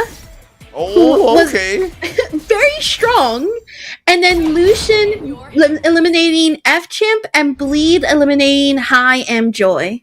Wow, man. Yeah, I mean, a lot of those players that started in winners, there's no surprise they're kind of thriving in losers. They look so good in those matches, even with falling to our competitors that are still in winners. Cloud including so, and Yata as well. Both of these players started winners, going to find themselves here clashing in that loser side top 8. You gotta love it, man, especially with both these players being so deadly. What a way to start. Again, Yata And Cloud, similar teams, exact teams to be specific, but different playstyles being implemented here. And there's that retreating guard trying to punish, forcing Cloud to use break. Yeah, immediately just sniping with a time miner right there. Yada was in the middle of charging up a special. Got caught before he could do anything, goes into it, sets up the back tech chase as well with a time winder, but beautiful retreating guard timing from Yada to get outside the pressure and follow up with a punish. Huge. Cloud is going to eat quite a bit here. Wind wall set up, and then there's Tornado. Push ball activated, and then there's the low plus overhead to follow up, and that is a dead Echo. It's one of the great things about the Chrono Strike, the My Time assist from Echo, right? A player push blocks away, and then you call that assist, kind of nullifying their push block attempt right there, covering all bases, not wanting to put the point character in danger, right? Cloud closing it out with the Chrono Strike again. Oh no, was expecting to have to block an overhead, but Yada is just getting in with the empty low. Arcane KO for a little salt in the wound.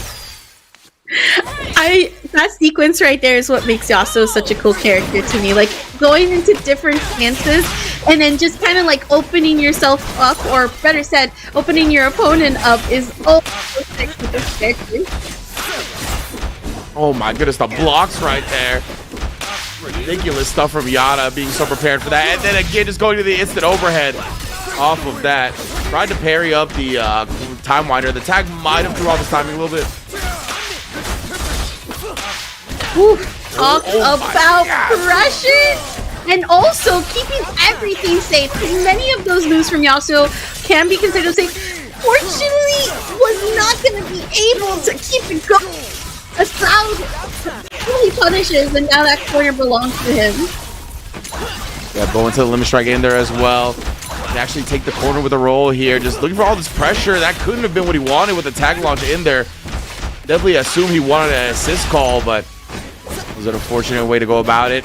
Nice replay to get back into the action.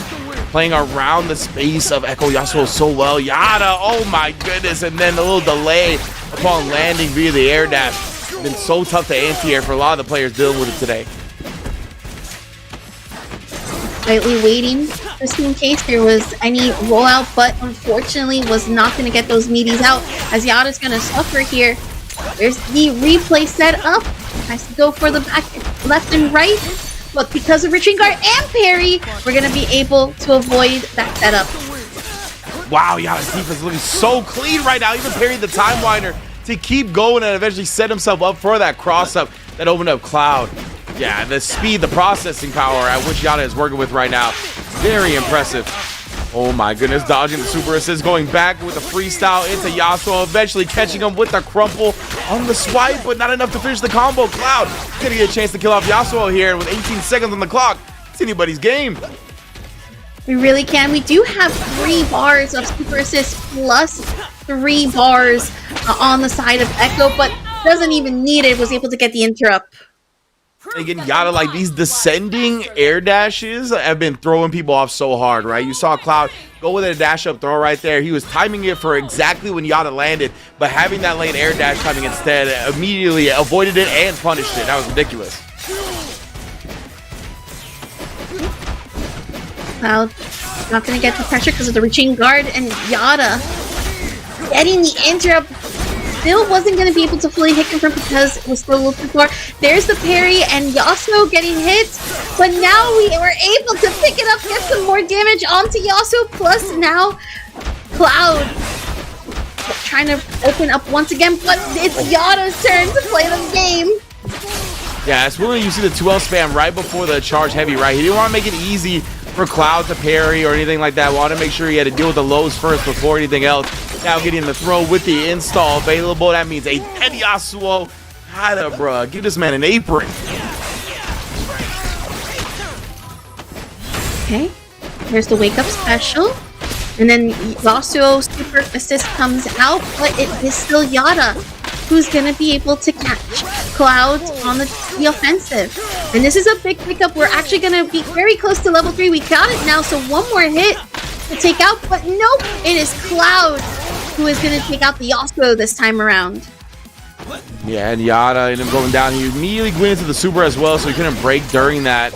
Very smart stuff. And slaps the Time Winder back at him. Actually catches him with a charged air C. We get the follow-up. Oh, he still ran to the Time Winder. No Fury, though, was not confident in his ability to convert. Oh, and Cloud not going to bet on the Fury at the end there either. Maybe expecting Yada to hard bait him out. Or maybe just saving the break for the next round. Either way, Yada on set point now. Yada's been just so clean. And, you know, keeping in mind what you were saying, Cloud trying to hold on to that break. Now that break is gone and you're not going to really get it. And this is potential step point for Yada. Your Yasuo is already going to be dead here. Yeah, damn near at the very least. Nice job avoiding that. Oh, he tried to replay back and take advantage, but Cloud was ready for it. Big parry as well on that. Cloud needs to put the pedal to the metal right now, right? Can't afford Yada to get the game started. Opens him up with the Yasuo, goes back into the Healthy Echo. This is exactly what he's looking for. Really good stuff here from Cloud. Gonna get replay set up. Well, we got grabbed! What a call out! And an OS for it too! He teleported before the Time Winder actually came out, and that means it's susceptible to the wake-up throw like that. That was so unfortunate. Cloud, the execution just wasn't there, and he's so usually clean with it. Setting up wind wall, but not going to be able to get the wind wall effect because it was too far out. The down heavy does catch, but what a defense! Huge here from Yada, but no confirms. Oh, and then just the hezzy right there, a little 2L dash 2L. Hog Cloud trying to escape the situation. Not going to happen though, but ooh, it's a little bit short on that one. Cloud's going to whiff punish it. Has 3 bars on deck, but what are we going to do with it here, right? Even with the 3 bars, it's not going to kill Echo quite yet. Maybe it will, getting up into this point. This is where I feel like I'm curious what Cloud tries to do here to end it with those light resets instead of actually just cashing out super. But, you know, again, that's where he comes out to be like that scientist. He really just wants to keep that meter. But oh no! You got reversals level 3! Yeah, he didn't even actually combo off like the little light overhead that he did either, Yada. But that's what I was talking about. Like, so many people are so not used to baiting out supers during like both players standing. Players will bait out get up attack, sure, no problem. But like in situations like that, we usually don't have to worry about it unless you're playing against like Vi or the opponent has level 3. And people spin meters so frequently in this game that a lot of the time they don't have level 3. So it just catches people off guard like way more often than I think in most games where they have invincible reversals. So yeah, that was tough. Cloud just ended up getting caught a little bit, maybe thinking that the follow-up was going to combo, right? Or something like that. I'm trying to remember if it hit or not, but either way, that was a tough break for him. But Yada was so impressive. Like, the defense was out of this world.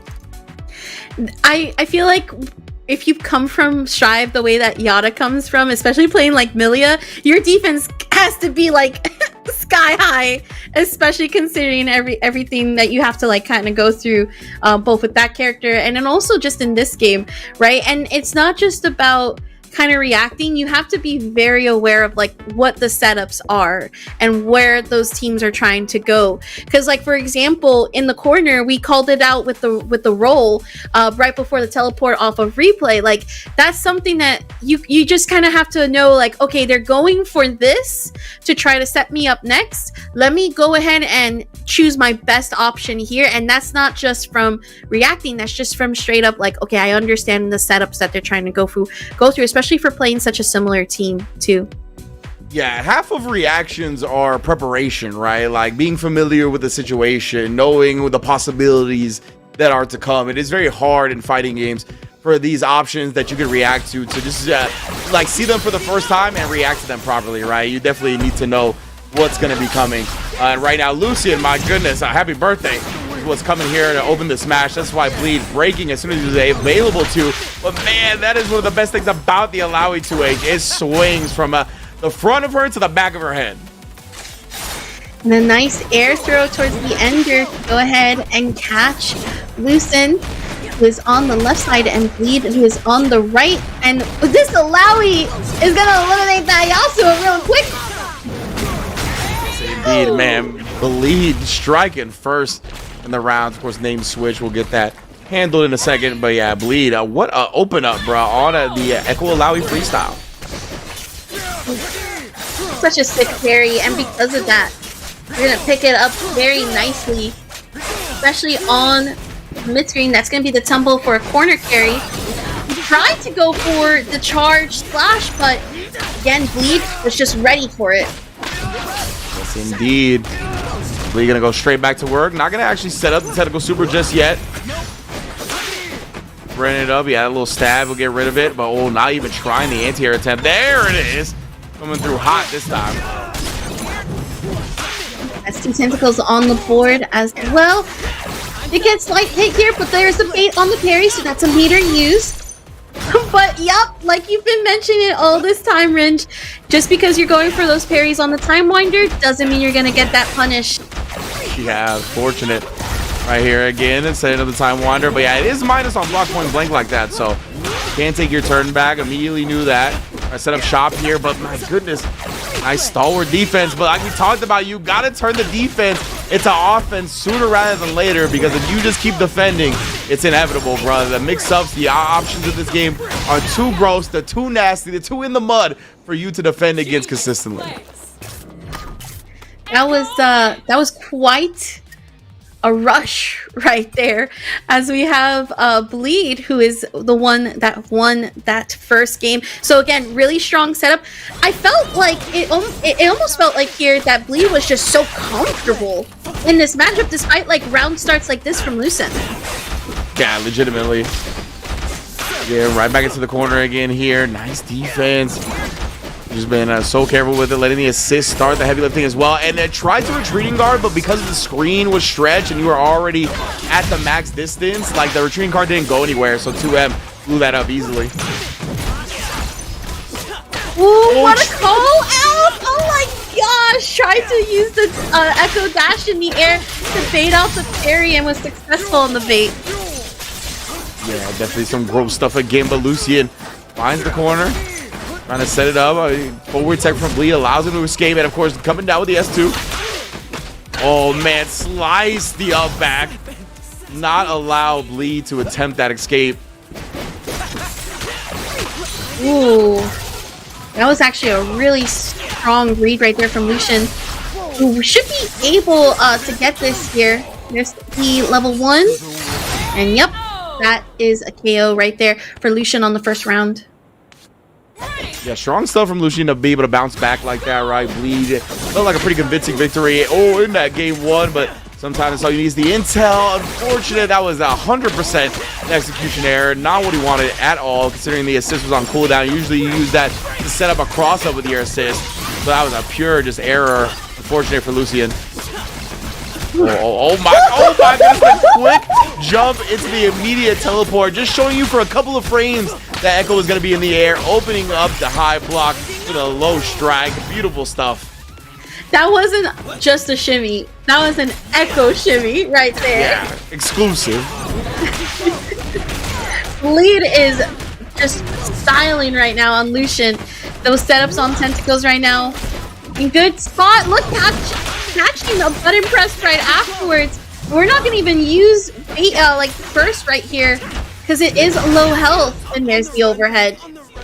Yeah, Bleed tried too hard basically in thinking that Lucian would let the emotions get the better of him, but nice stuff from Lucian, staying composed right there, not spinning it, just saving it for this next round. Probably going to spin it here though, yeah.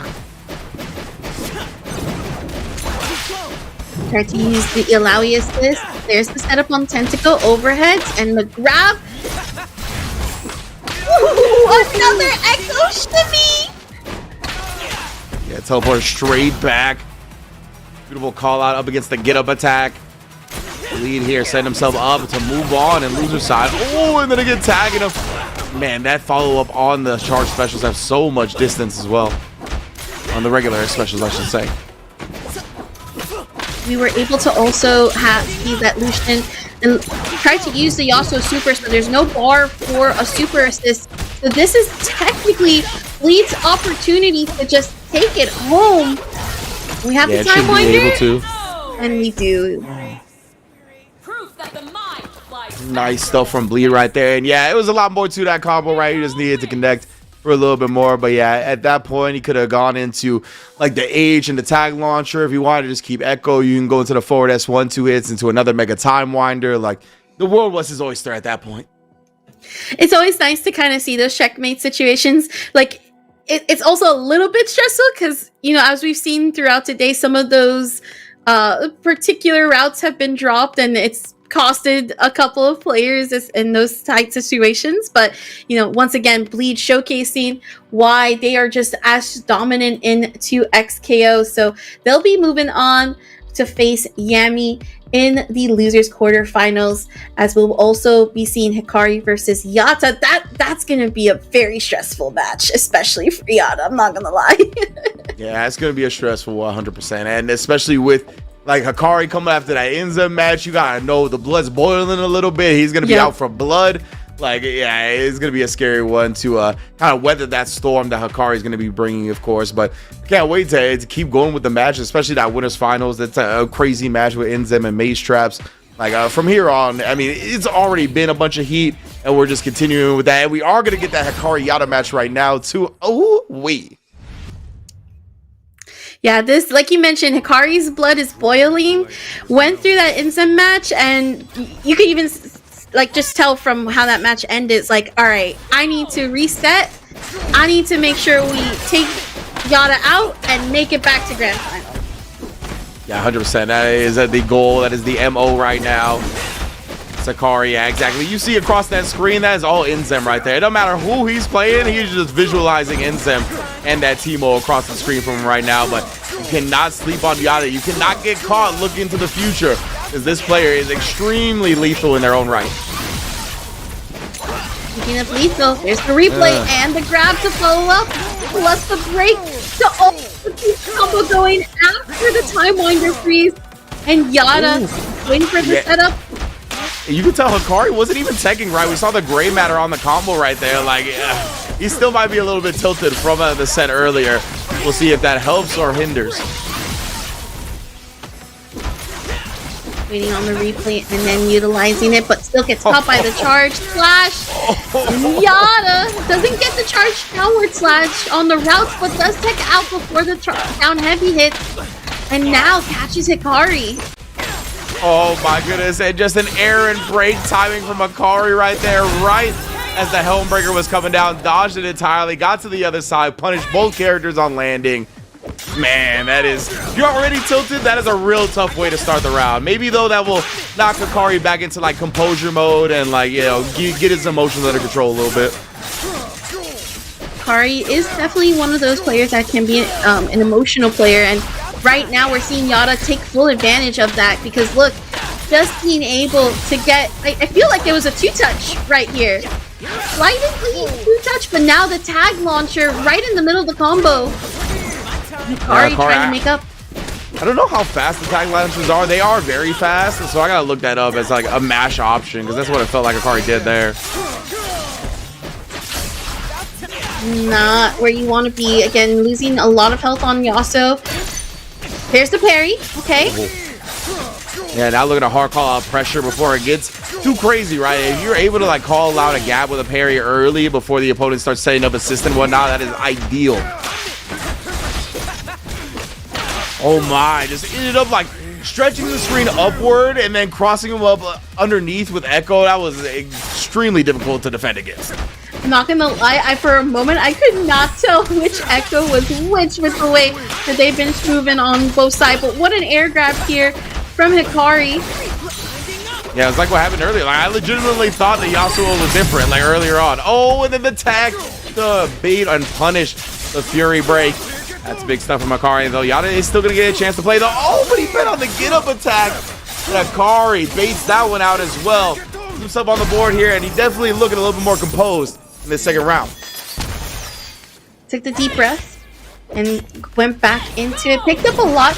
I also feel like after we got a couple of successful matches, so to speak, we were seeing Hikari really just stabilize in general with a lot of the routes and pickups. Like right now, we're still seeing that stabilization and really trying to call out what exactly Yata's been dishing out.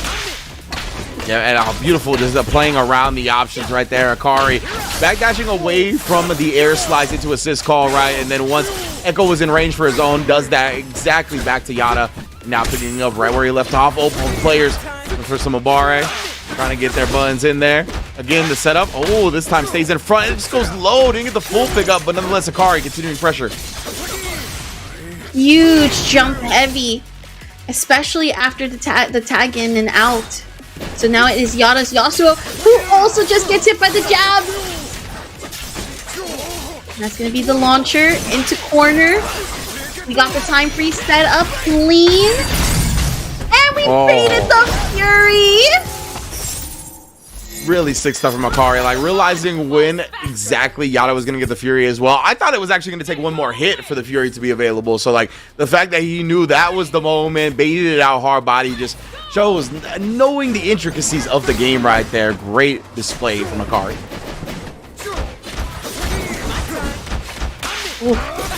Defense again, but the overhead comes into play. Akari starting off this round very, very strong. You're going to be able to see the tumble straight to the corner, backs up a little bit. It seems like with that specific limit strike, because of the way it hard bounces from the corner, the next setup seems to be something that a lot of Yasuo players are trying to figure out on what's the next best step. Yeah, 100% off like the little limit strike in there. Seen a couple of different attempts. Oh, about what to do. Wow. Akari, though, recognizing that gap was not covered, presses the big heavy, catches both Echo and Yasuo, killing the Yasuo in the process. That's going to be a combo, yeah, but because of the charge clone there. Big a look. Oh, my goodness. Did a little bit too early. Maybe expecting Akari to roll. Instead, just stays in place, picks up the combo, and, man, your life in deleted. Super deleted. It looks like it was not going to be able to get the setup on the time freeze, but here we go. Throwing it out the time winder and sealing it through, getting the first round. Akari after that first round, it looked like he's definitely back to his old self. And again, getting the air slice into the assist call. That is the nooch with this team. Like stagger pressure.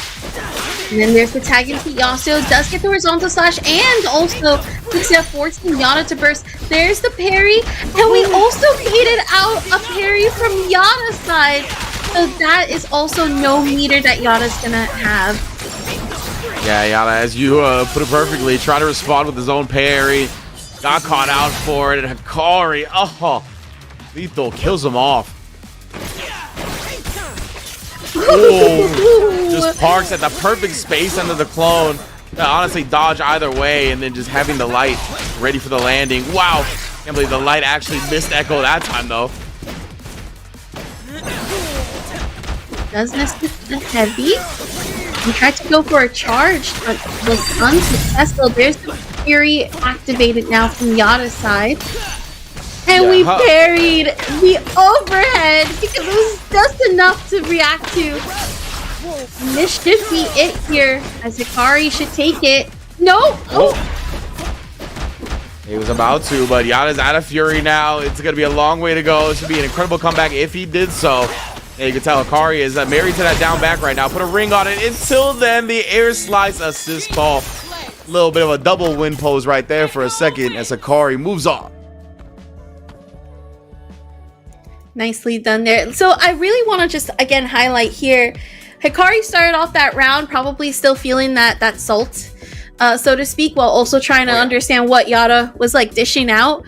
But after a couple of I would truly say once we saw that tag launcher actually work, and whether it be from an input a mistake or actually intended, it's the fact that that kind of triggered Hikari to go ahead and say, let me clean up and actually close in on these rounds. And that's what we saw here from Hikari. So congratulations there. That's going to be Hikari right now in losers semis finals. Yada, I believe, will be leaving in 5th, if I'm not mistaken, if I do bracket visuals correctly right there. And then up next we have Yami versus Bleed to see who will face off against Hikari.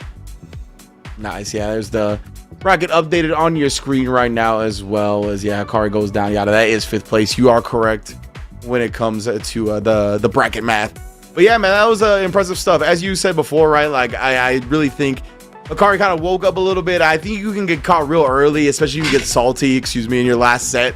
getting caught just trying to focus on getting back to that person, right? You overlook the person in front of you. And once Yana showed him that, I was like, no, I'm very capable. You're not just going to be able to autopilot against me.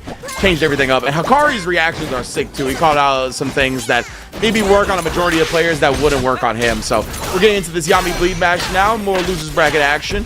And Yami picking up and sending it into the Teemo. You already know. Let the captain do what he does. We saw the last time we saw Bleed go against Teemo, it was in Zen, and we saw that there was a couple of good ideas to get across the basically the object course or the challenging obstacle course. But let's see if we can go ahead and apply what we learned from that to here, as Bleed is trying to set up as much as possible, but has to use burst because they can catch up on the time winder freeze. Yes, indeed. Oh, and then picking up both. That's big. Going into the tag launcher nice and early right there to make sure you get as much damage possible. That's huge, man. Teemo almost going down. And actually will. Oh, Echo solo dolo to handle the business from here. Yami able to continue the combo and fully get through the route. That should be the time winder, and slightly could not kill the Alawi on a pixel of health here, but does get the time winder projectile in the air. Yes, indeed. Now look at setup again. Yeah, respecting the Teemo super assist. Oh, going into the level 3, but it was just a roll. There was no hit to absorb. Oh, the Hail Mary coming up empty. We talked about how we're not used to like reversal supers, but then when the reversal super happens, it's always like a feels bad moment when it whiffs.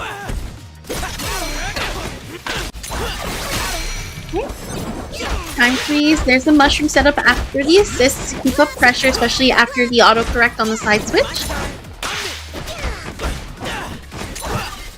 Okay. And now we're seeing assists here from Darts and Pebbles tagged into the Teemo. There's the Mushroom Army this time around. See, I think maybe right there he could have actually landed and threw him before the mushrooms actually activated. But again, it's like not something that a lot of people have experimented with. So I respect just throwing the time winder. Make sure you get something on him. Oh, yes, indeed. Follow up with the Alawi assist. You already know. Little tag into the tentacles, the dirty worms, as the kill sage likes to call it. Oh no, notifying the push block guy. Just keep running forward. Jungle's on fire. Plus we have a mushroom close by. Now there's a bunch of mushrooms, and we're gonna lead it out.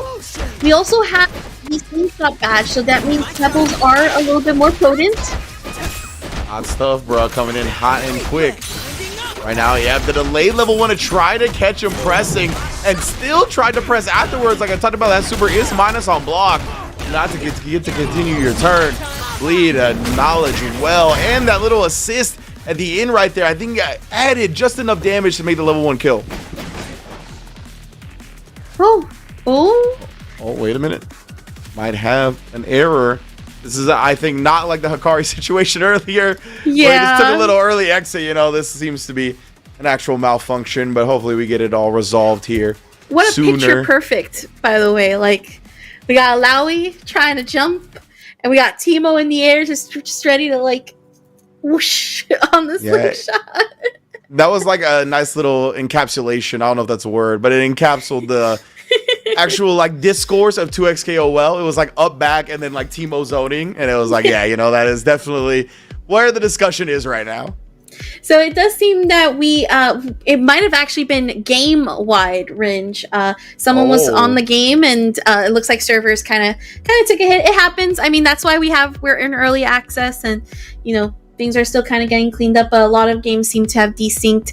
So we'll be waiting on an update, both on the side of like what exactly is like happening in terms of everybody can get back into their games and back into the lobbies, as well as, of course, what's the ruling on that. It's kind of tricky with 2xKO because, for example, if you take like Strive, you know, meter resets every round, but it really comes down to that burst, right? Like that's the one that carries over all the time. So we'd have to see. Plus, and in the case of Teemo, that's a whole attribute that actually was leveled up, especially as deep into a matchup like that is. So we'll obviously hear from our lovely bracket runners as we go ahead and wait on that. But speaking a little bit, because you mentioned that you play Alawi, Rinj. What would you say is kind of like your strategy when dealing against Teemos and just like this team in general, especially with Echoes? Mainly I try, like, if they're looking to set up mushrooms and whatnot, I'll try to, like, hit the mushroom. And since you can hit the mushroom and then, like, cancel, like, it's like actual hitting the opponent, I try to do stuff like hitting the mushroom and then do something like forward advancing. Like with Echo, I'll try to do, like, medium into S2, like the follow up, and then call my assist behind it, something like that. Or even, like, hit the mushroom into cancel into time winder. And then similar things with Alawi, where I'll do, like, even just throwing out forward S1 to kind of nullify the projectiles along the way. That's what I try to do if they're throwing a lot of rocks, is try to get into a range where I can, like, forward S1 the rock and then maybe hit Teemo on the tip of the forward S1 as well. Smart. Yeah, awesome. We did have word from our lovely bracket runners that they will run it again. The question just remains on if everybody's able to get back into the game. So we're just waiting on word on them to see if they'll go ahead and get back in, or they're able to get back in. But for me personally, like I mentioned before, so it's interesting with Yasuo, because you would think with Wind Wall that kind of helps with just kind of mitigating both mushrooms and like Pebble, but I feel like it's actually a weakness in a sense, because every time I play against the Teemo, they're not close enough for Wind Wall After Effects. And then on top of that, they're so tiny that it's like, I can't knock you down because you keep avoiding it. Your hitbox is like this tiny. And I sometimes I just want to push Teemo into a hydraulic pressure. Like sometimes I just want to do that. Yeah, Wind Wall is definitely not a big thing, just because Teemo kind of wants to sit back in zone, right? It's not like where it nullifies Time Winder as Echo approaches, and he kind of uses that as tool to get in, right? So definitely much weaker in like going up against Teemo. But Yami doing a great job just picking up where they left off, going up against Bleed. So it does look like we have Yami with the first round, and then now we're setting up with Tentacles here on Bleed's side. Right now, Echo is fully gone, so it's just Alawi that we have to rely on here. Jumped a little too far back to get the full extension on the combo, but let's see if Yami keeps the Teemo out, or we switch group. Nope, we're actually going to go ahead and get that slam. Yeah, the jump slam, I mean, it's so fast, right? It definitely catches a lot of people trying to air you right there. And Bleed made this comeback on the Alawi. Did the damn thing. Gotta believe in Tentacle Mommy. Most definitely. You will pay for it if you don't, that is for sure. Right now, Mushroom Badge is activated. So that means those mushrooms are leaving clouds of poison. We have Scout's badge for the slingshot, but it is Bleed who right now is just taking advantage of corner carry. Or sorry, my apologies. Yami corner carry. Bleed's the one that's actually bleeding out. Indeed, and now we're getting set up for the throw here, trying to bring himself back into the match a little bit. But oh yeah, it's so tough to air the spin from Teemo in the air like that. Very great call. Going back, it's the Echo trying to set up the tentacles. Couldn't quite get it. Lands to the Time Winder, but it's okay. Gonna protect him via the Mushroom Super. Ooh, the big air chase down. Yes! Very good stuff there. That's another throw plus the tag in. And we also bait out the burst, but no punish. Yeah, it's unfortunate. Let the punish on the break get away from him, but that was the benefit of freestyle right there, right? A lot of the time you feel like you're safe to burst after you see somebody tag, but not in an instance where they got freestyle. They can tag right back in and make it safe. Yami also trying to kind of do their own form of follow-up right afterwards, but wasn't going to get the grab. Oh, we're going to the Kraken God. Time for a sacrifice. Great calculation from Bleed too. He actually needed that assist to hit at the end to build the 3 bars. So well done, just sneaking that Echo assist in to get the meter necessary. There's the poison mushrooms in the clouds.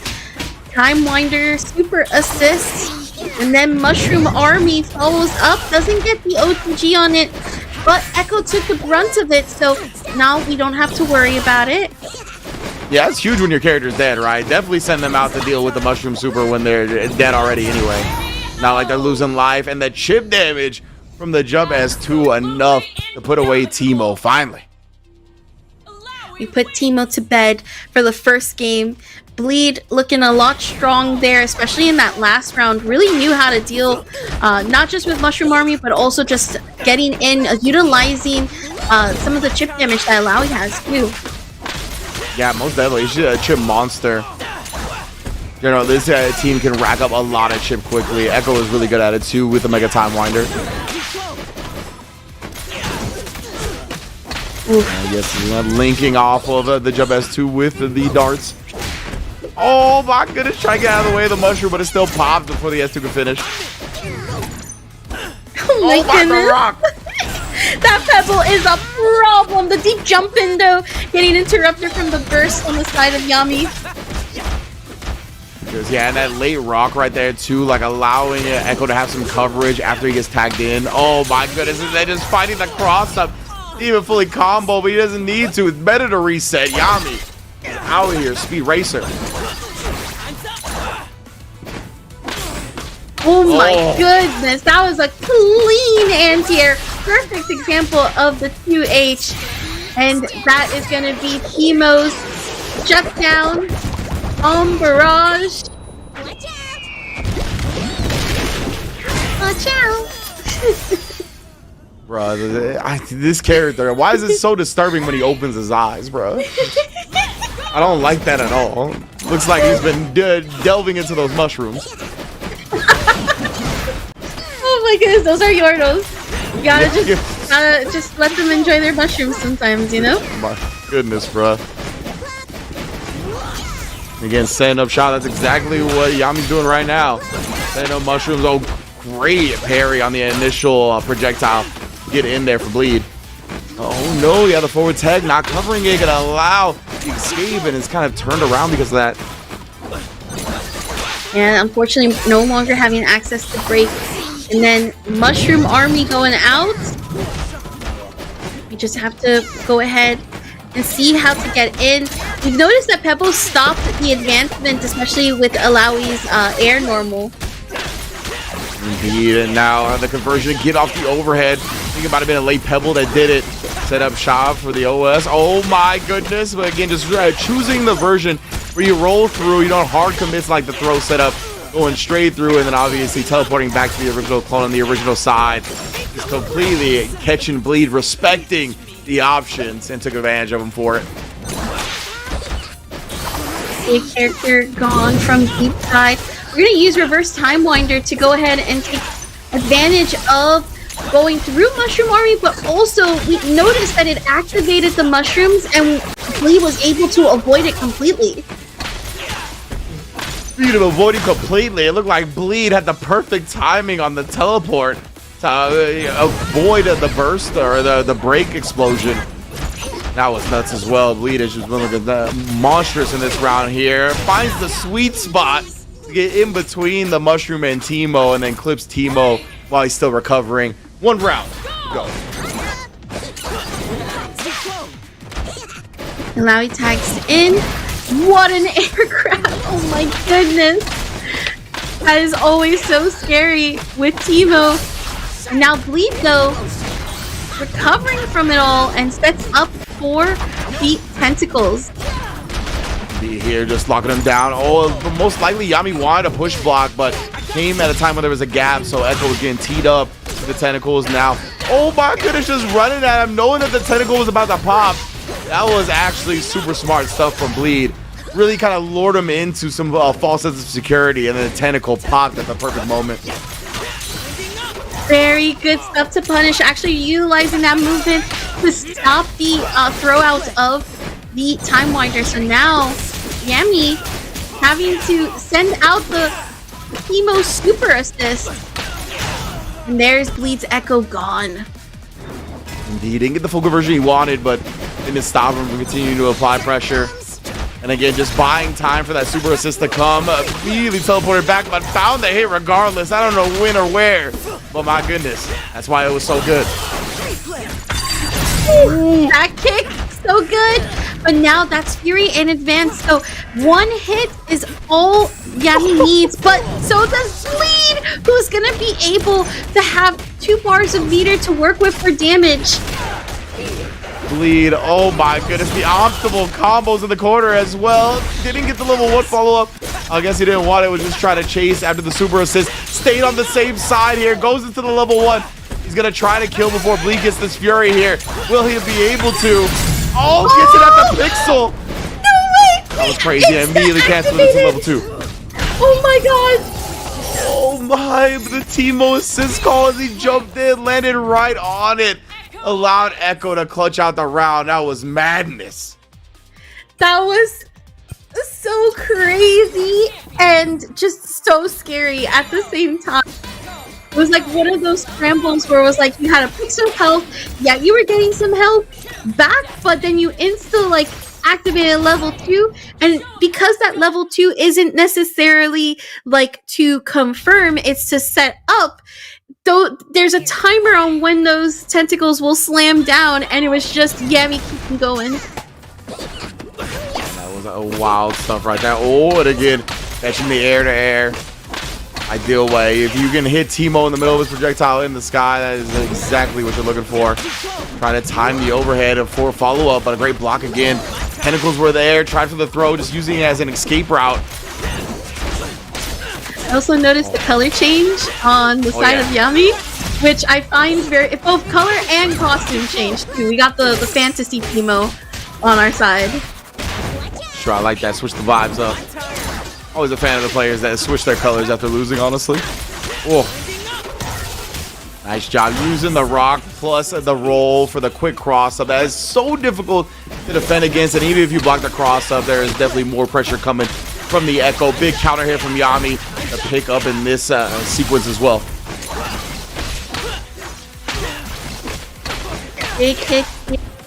We have meter to catch out with. Let's switch to Teemo on this side, so we'll get the Dark Scooper, and then instantly going into the... No, we're actually going into another one just for the chip out. That was smart, actually.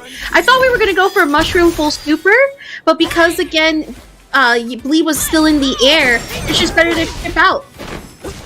Yeah, smart stuff right there, right? You need to be grounded to use the parry, so you can get them blocking the super in the air for the chip to star. That is super ideal. The hot stuff. Slingshot is loaded. Oh. Yeah, I was going to say big pickup going to be allowed for the follow-up, and that's why the freestyle attack back in. Couldn't get the full conversion, but nonetheless picks it up afterwards as Yami looking too eagerly to escape on the wake-up. And there we have it, the corner setup. Slightly tapping to try to open up. That is 2 tentacles now, all 3 gone. And it is still Yami. Yep. Yeah, I think Bleak got caught off guard. I don't think he was expecting to be in the corner, but that jump S from Echo moved him just enough forward during the movement on the ground. Oh, baits out the throw. That was kind of nasty. Yami sitting so strong right now. Down deep from Lowy. Needs one more round to take it home and continue to face the car. And quite honestly, has the meter to do it too. We are on 3 bars. There's the first one being used for the ultimate time winder. There's Teemo to follow up with as well. Dark Scooper. Oh, on the last dart. Bleed got the break back for Fury and just had to watch as the last dart killed him, not letting him actually get anything off. Very nicely done there from Yami. A good, good efforts to Bleed. Really nice to see that they've made it this far, especially again within the 5th place spot. And then of course Yami going on to face against Hikari, who, like I said, is just one of the best players of 2XKO, and this has been shaping down to be a really strong bracket. And what a way to also end the first half of our top 8 to go ahead and go into a quick break. Don't go anywhere. When we come back, we're going to have winners finals and our first to 3 sets happening. So once again, don't go anywhere, everyone. We will be back with some more FlyQuest Fight Series in just a short minute.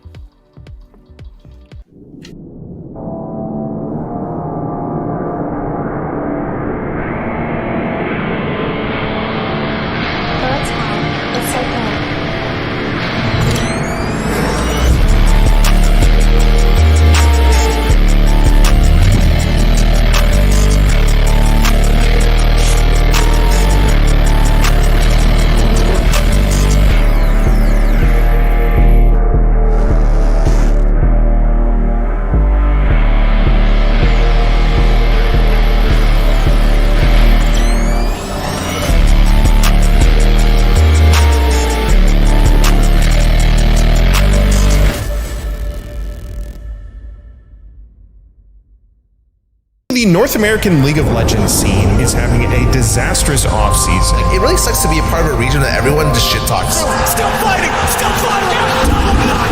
Things are looking pretty dark for the future of NA League of Legends. Total massive AP threats! Lucio's just going in to waste their time! I just don't think that there's a lot of new players trying to get better at the game.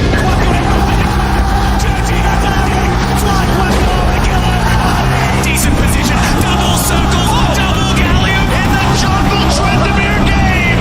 Inspired claims a pentakill! It's good! They have more than earned the respect to the international stage. Thank you, FlyQuest, for making us believe.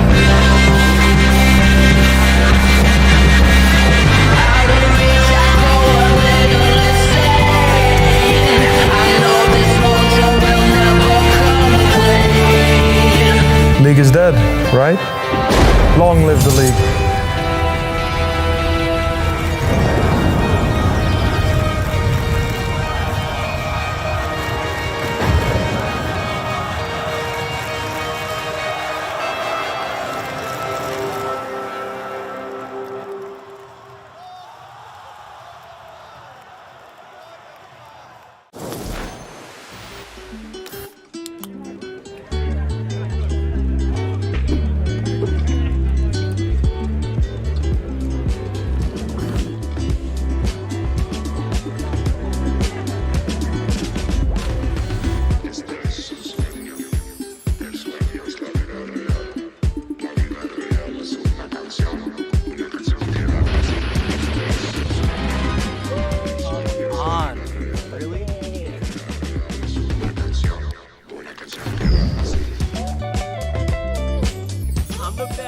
I'm the best of all time, baby. Let's hear it. You're so good. How are you so good? I love you, Jake. GDs.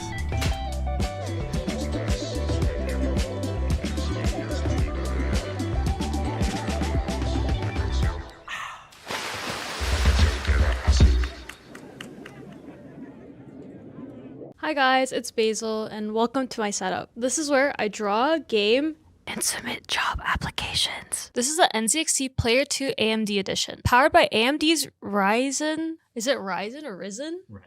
Risen? Powered by AMD's Ryzen 5 9600X and Ryzen 7 9700X. Two of the best choices for gamers thinking about leveling up their gameplay. Look at this gameplay. It's insanely smooth, no stutters, only frames. This PC isn't just for games, it powers up every single detail of my artwork too. I can bounce between projects, games, and streams. If you're building your dream setup, start with NZXT and AMD. Grab yours today with the link in my bio.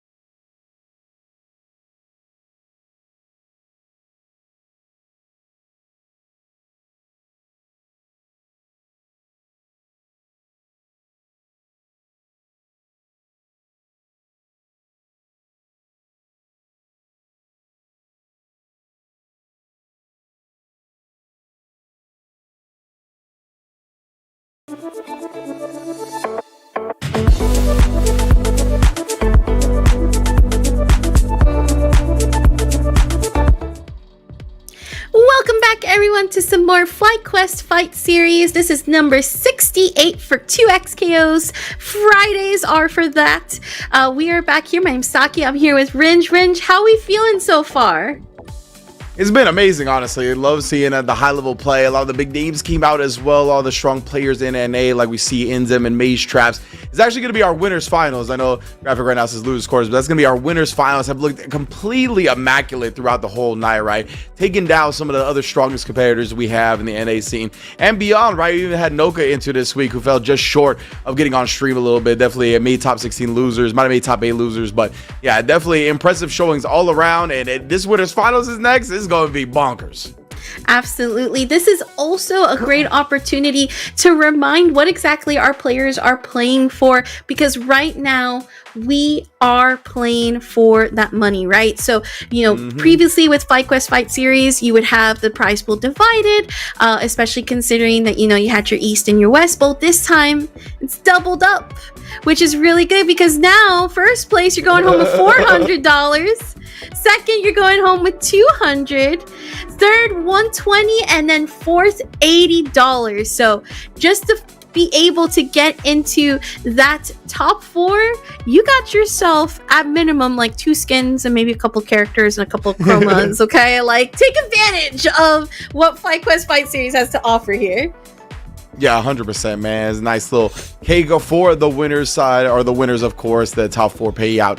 Looking clean, man. It is a nice day for Inzem and Maze Traps, right? They're guaranteed in the money already. They're feeling good, but they want that lion's share of the pot. Of course, this is the FlyQuest Fight Series ladder format. Before this as well, one of the best ways to get tournament experience under your belt, because you get to play as many matches as you could possibly fit in the allotted time. So I believe it's like 2 hours as well. I think our ladder starts around 5 p.m. Pacific, and then we get to top 8 around 7 p.m. So let's get into it, though. It's going to be winners finals. Inzem versus Maze Traps. Both players looking strong, and Maze Traps, the reigning defending champion, trying to go back-to-back weeks. If I'm also not mistaken, this is the first time we see Teemo as the point character versus not Echo, and it's because of the startup on the Echo assist, going ahead and throwing those out as a round starter instead. Does tech out of the crouch, and Maze Traps was able to force the break. Oh, yeah, and then Inzem, though, picking the spot perfectly, cutting off Maze Traps, looking to pursue at the pass, and then just waiting for the forward tech. This is the thing that tilts us about Teemo players, bro. Deliberately ending their combo shorter, making sure they air throw your tech. It's all kinds of nonsense. This tag launcher with the mushroom setup, push blocking onto the mushroom.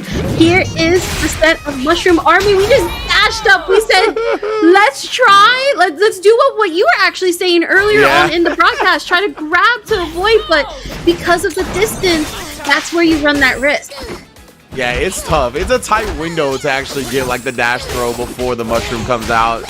There's definitely a distance where you're going to be too far away to actually do it, even with the fast forward dash speeds in this game. Ooh, that down heavy, better said, was not going to make it, but we are seeing both players trying to find a way to open up. There's the grab here from Maze Traps. Goes for the safe super jump, but gets hit by the special. Oh, nice job catching the team on the escape route.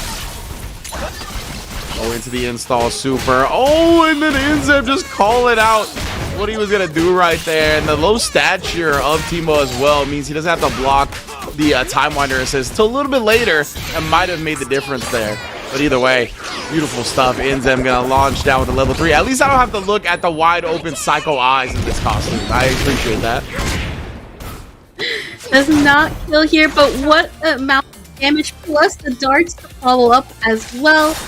It's going to be now Maze Traps on the Yasuo. Still has Fury available. We go for that charge horizontal slash, and then activates Fury as Inzem activates Break.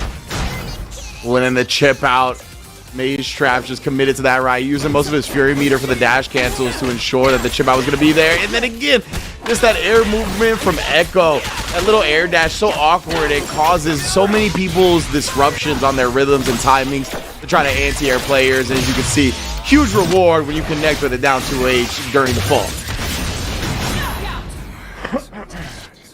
Very clean there from Inzem to go ahead and cash out with that level 3 super, keeping it clean.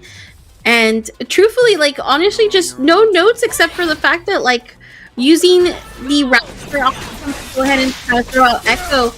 This time Maze Traps, though, wins the round start interaction. Nice stuff. Yeah, that's a part of the hardest part about facing this team, honestly, is that they have a very strong round start, the Teemo Echo.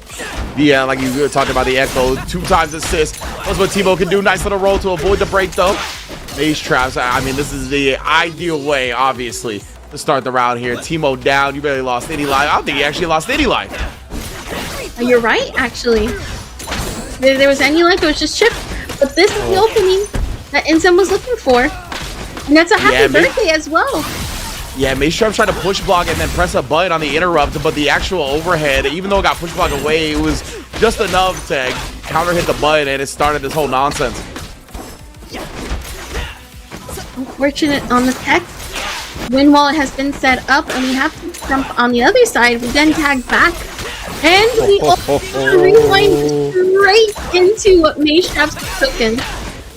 Yeah, I was saying from Maystrap's, like, he got into that dead zone to where the Time Winder hit was going to sail over his head, and then knew that he was going to be there, so he felt comfortable pressing a button, confident pressing a button, interrupted the approach from Inzem. That was like a beautiful awareness, spatial awareness. Cashed it all out for that first round. Now we hop into this next one. There's the Time Winder assist, plus Pebbles to go out. And now Mushrooms, we got it. Jungle has also been set ablaze and forcing Maystrap to break. Again, swiping across the Mushrooms. Oh, and then getting through. Ah, but didn't combo properly. Actually got an OTG hit when he meant to hit Teemo before he landed. To allow Inzem to start the game. Seeing the little feet on the Teemo to charge up on that ball was crazy. This was silly. Good block so far, but all immediately just using the teleport cancel. It's a throw, knowing that's all the damage that was necessary. Good recognition from Inzem. A little hezzy right there to beautifully blow up Maystrap's button timing. He's got a level 3 with Teemo as well. Are we gonna see a tag along? Oh yeah, you dead, bro. Yeah, there's the Mushroom Army. Oh my goodness, bro. Double mushroomed up.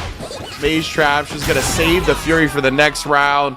This fella, Teemo, is definitely the plug at Coachella, huh? I see him. I see what he's about. That was a really good one.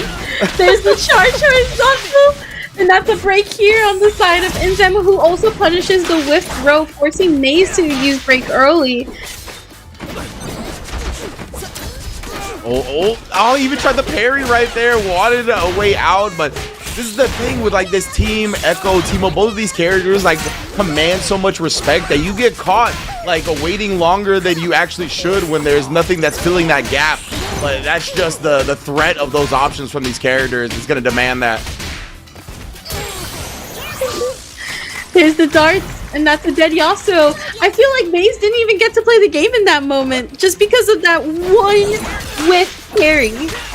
Yeah, and then right there to try to chase the Teemo down, knowing they were gonna set up shop across the screen, and that's what's so difficult about chasing them, right? You just get jump scared by an assist call, the tag for the full conversion. Now trying to roll forward out. Maystrap, or excuse me, Inzem was covering that as well. Maystrap's just in a world of hurt, bruh. Oh my, you're gonna die, bruh? Wow. GG, shake my hand. Jeez. Would you shake a Teemo player's hand after seeing all of this? No, definitely. No GGs, only BGs for the Teemo matches, only BGs. We have a switch. Maze switching from Yasuo to Ahri. That's an interesting approach because I have heard that Ahri can deal, like Ahri can be the counter to Teemo. Okay, I feel that theory. I want to see it maybe put into practice here. Yeah, Ahri, I mean, it has a ways to kind of fill the screen. Like, I think the assist is pretty good against the character as well. This is a bunch of projectiles, but obviously her air dash, like, she's got some big-ass hurt box that she puts out as well. That could definitely help kind of nullify some of the stuff that Teemo wants to do. But right there, we'll see if it comes to fruition from Maystrap's. I can't believe that 2H lost because he was too quick on it. So there is that projectile special that we're seeing Maystrap utilize to get to those weird angles to try to pick up right afterwards. So this allowed Maystraps to actually corner Inzem's Teemo and set up rewind and also avoid the wake up specials. Yeah, you could definitely see even just that jump special alone, right, from Ahri, definitely made a difference. Just allowing you to put something on the screen that Teemo has to deal with from that angle while calling the 2x like my time is very strong. Ooh, and then the up back out of the situation, right? And then she could air dash to make it not so linear to where she's gonna end up after just up backing out of the situation. Oh, the backdash getting clipped. Actually, I think the jump after the backdash got clipped, but nonetheless, Maze Traps here. I make Inzem chase a little bit. The other side we go. Of course, the Echo pressure's gonna start afterwards, but he bet on the throw, and Inzem avoided it perfectly. Got the replay. And we're actually gonna cash out here. Going into the level 3 to try to eliminate the Echo. I don't think it will kill, but I think this scaled just a bit. Okay, no, it did. Just in time.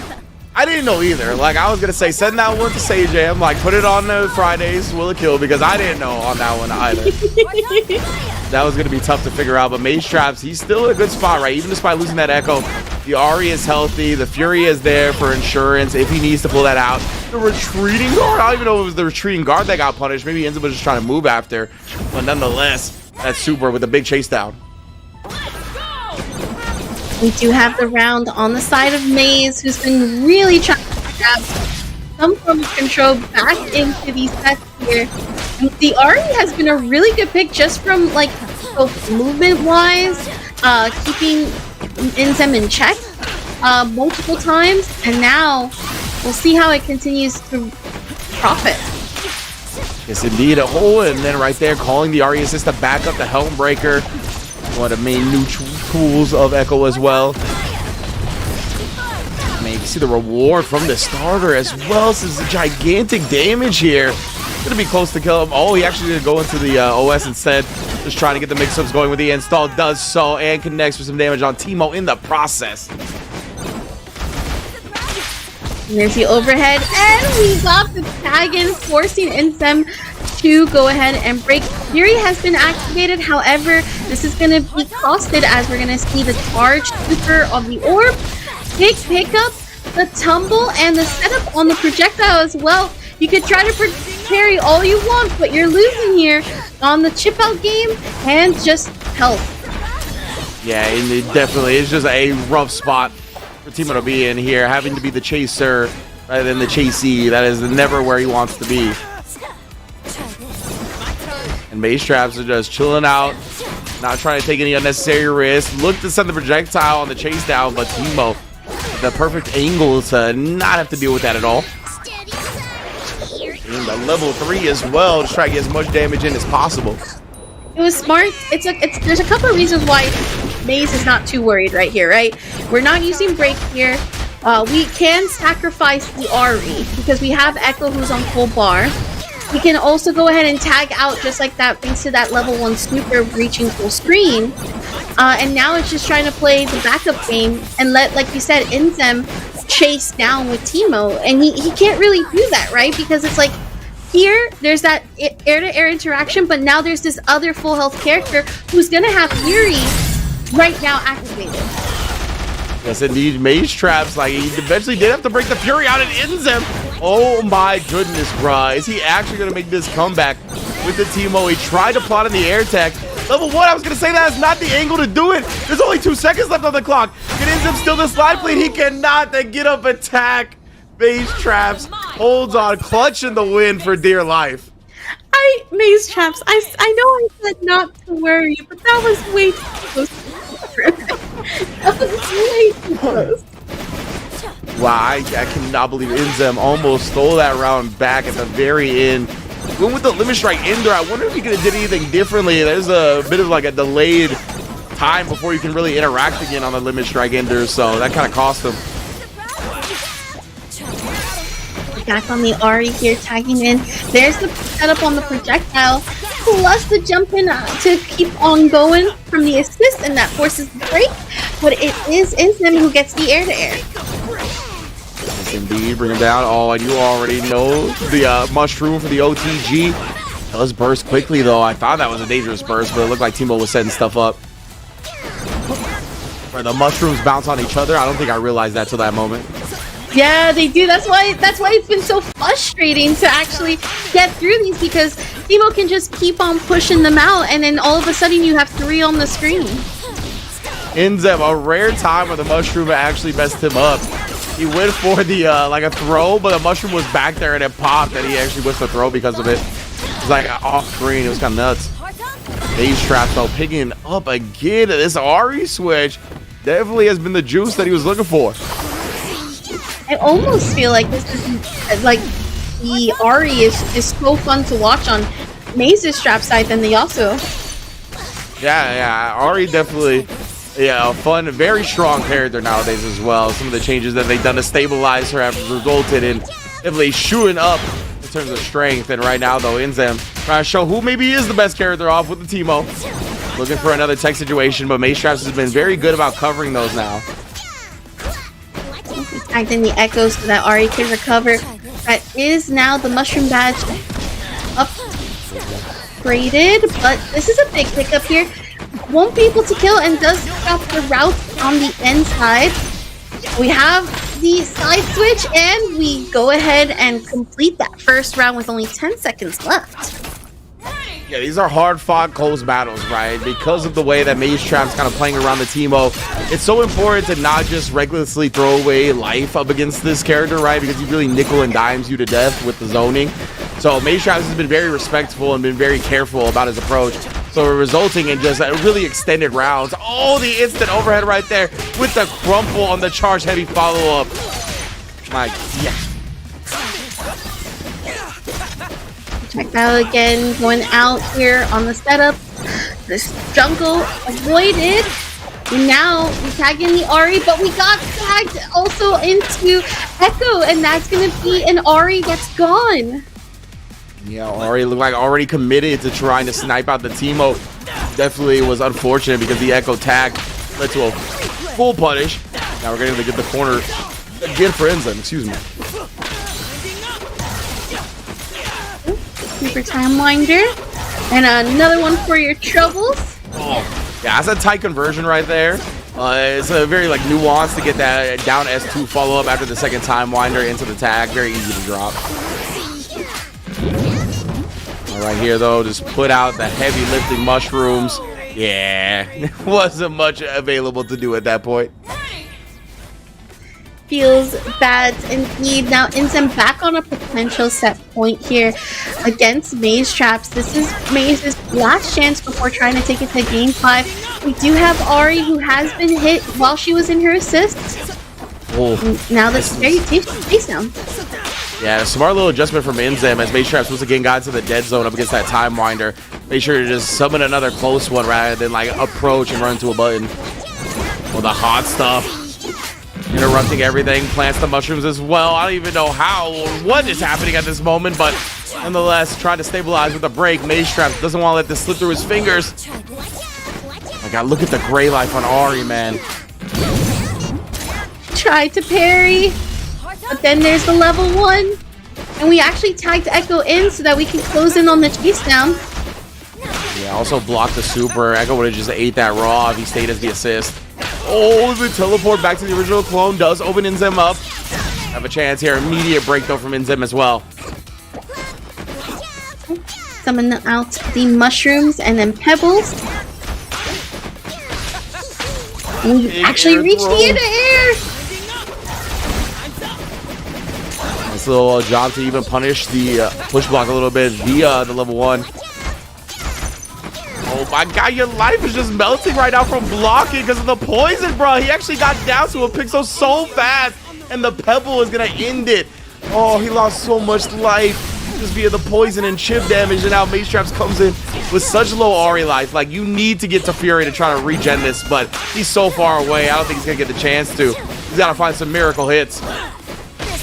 That's the scary thing, right? Is you still have such a big chunk to recover off of being able to get Fury, and then there was the assist from Team backside, and Inzem knocks down Mazetrap down to losers finals to also be able to sit comfortably in grands.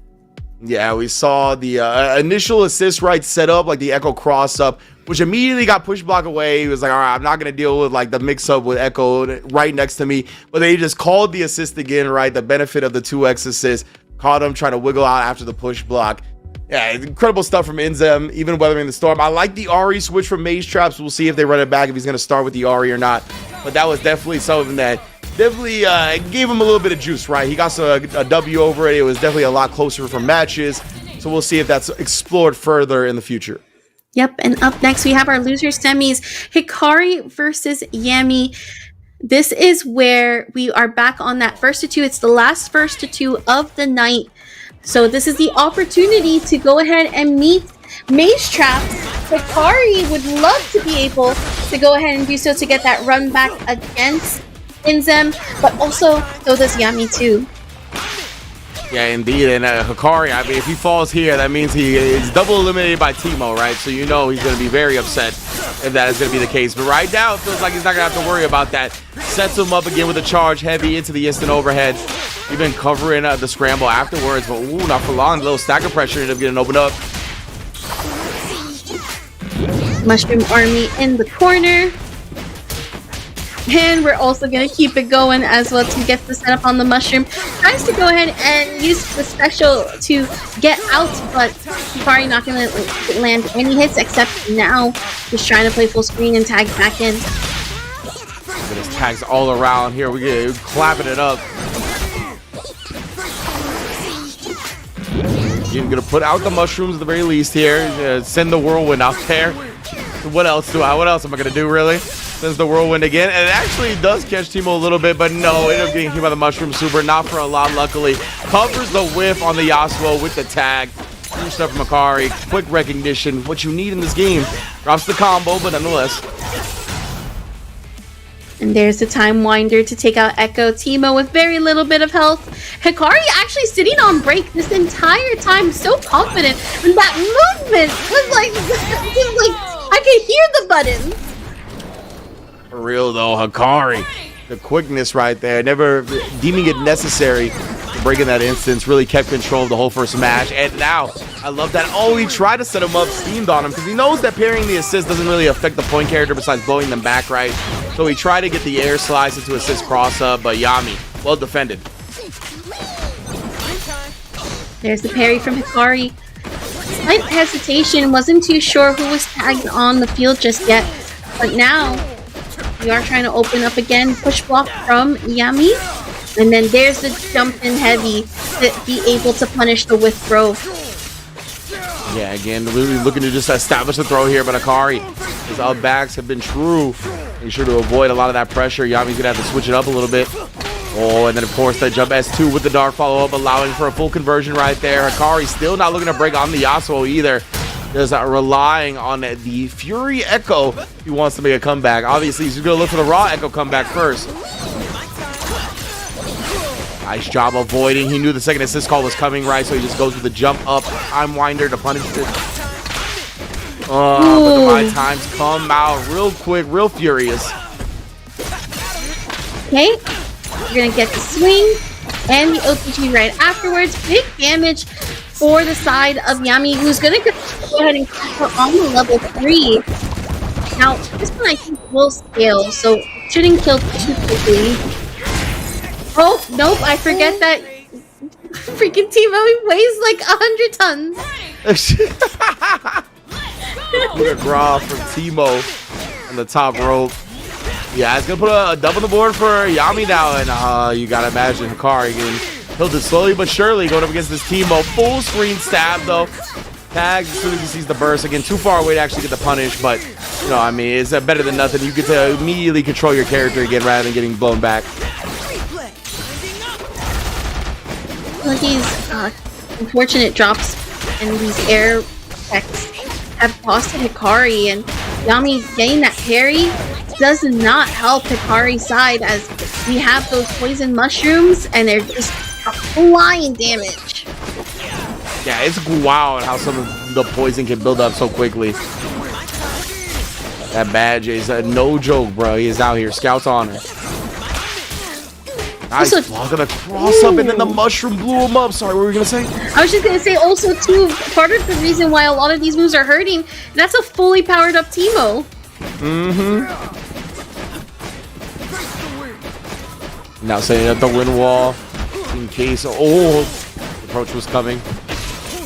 Oh my goodness, Hikari with the clean dashes just chasing him down every which way and then settling for the throws. He sense Yami was committed to that down back. Ooh. Fortunate that the calm stance horizontal slash didn't work, and then we get opened up by the low. This is not good. Oh, we got hit by the recovery too, off of the landing onto the mushroom, and you're dead. You died to the mushrooms. Yeah, gotta be careful, bro. You don't know what he's putting in those things. Yami up 1-0 now. Sakari again and continues to find frustrations up against the Teemo Echo squad, man. You see, he's taking some time. Oh, I thought he was taking some more time to think about it. Maybe going into the character select, but nope. And he's already been hit by Yami. There's no rest for the wicked, as we like to say. There is not. Hikari is showing he's committed to those up backs on those throw reset scenarios. We'll see if Yami kind of reads one later on, goes for like an immediate air throw or some type of other setup. Use some type of like delayed normal to catch the pre-jump frames. Lane wall has gone up, but in response, activating Mushroom Army and not even being able to just have it disappeared, and the Echo tags in. But we have Hikari who catches the on the landing. This is some big damage. Yeah, it is. Hikari, no, he's not looking to surrender this setup here. Goes to the whirlwind. Oh my goodness, little hezzy. He tried something, but the up back Helmbreaker plus darts actually just narrowly had to be by pixels avoided the 2-8. Ooh, this is a big launcher. I was gonna try to set up for that overhead, but we have the Sonic Ball coming out and the bait on the parry for a full punish, and Fury activated for Hikari. Oh, and Hikari, you're using a little dash cancel right there. Put it into the Echo, but you still got your Nightmare, the one that has been living in your head to deal with. Oh, he tried to get the air throw. A little hop up before the roll, managed to avoid it. Oh, the respect being showed here. You can see by Hikari finally gets in there. Yami, he's going to have Fury available, though. We're going to see if he's going to spin it. I imagine he does. Yes, sir. Belief in Teemo is strong. There's the grab. Not enough to kill. Oh, Hikari survives. Finds the gap. It shows the confidence. Felt like when he was hesitating and showing a little bit too much respect when he was getting taken advantage of. The confidence with the aggression will let him with that comeback. A big pickup, and then we also have to stumble the detect grounded roll. There's the overhead actually parrying the charged overhead, and then baiting Hikari on their own parry, so that way Yami keeps corner pressure. And now bring out the big shrooms. And yeah, that is hurting bad, brother. Oh, even a little extension right there with the mini shroom. Oh my goodness, air Sonic ball roll. But we have Hikari who picks it up. Be able to get the tumble. And then now just waited patiently, just in case there was a tech roll or a special. Pressure right now here, as we're seeing Hikari tag in and out. The charge downward slash gets parried by Yami. We were waiting for it. Man, bruh. Oh, scheming on that, but he wasn't ready for the forward tag. He tried to press something, but it was just too late. Oh, that's a heartbreaker for Hikari. Again, little things like that slip through the cracks that you're like ready for, but you're not super familiar with, and you just miss it by a couple of frames. They're so tilting, man.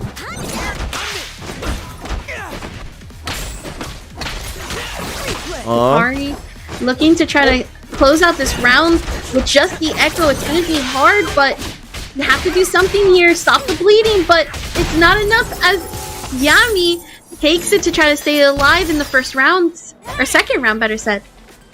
Yeah, remember, this is the semis, as you highlighted. This is our last first of two sets, so Yami is on set point right now.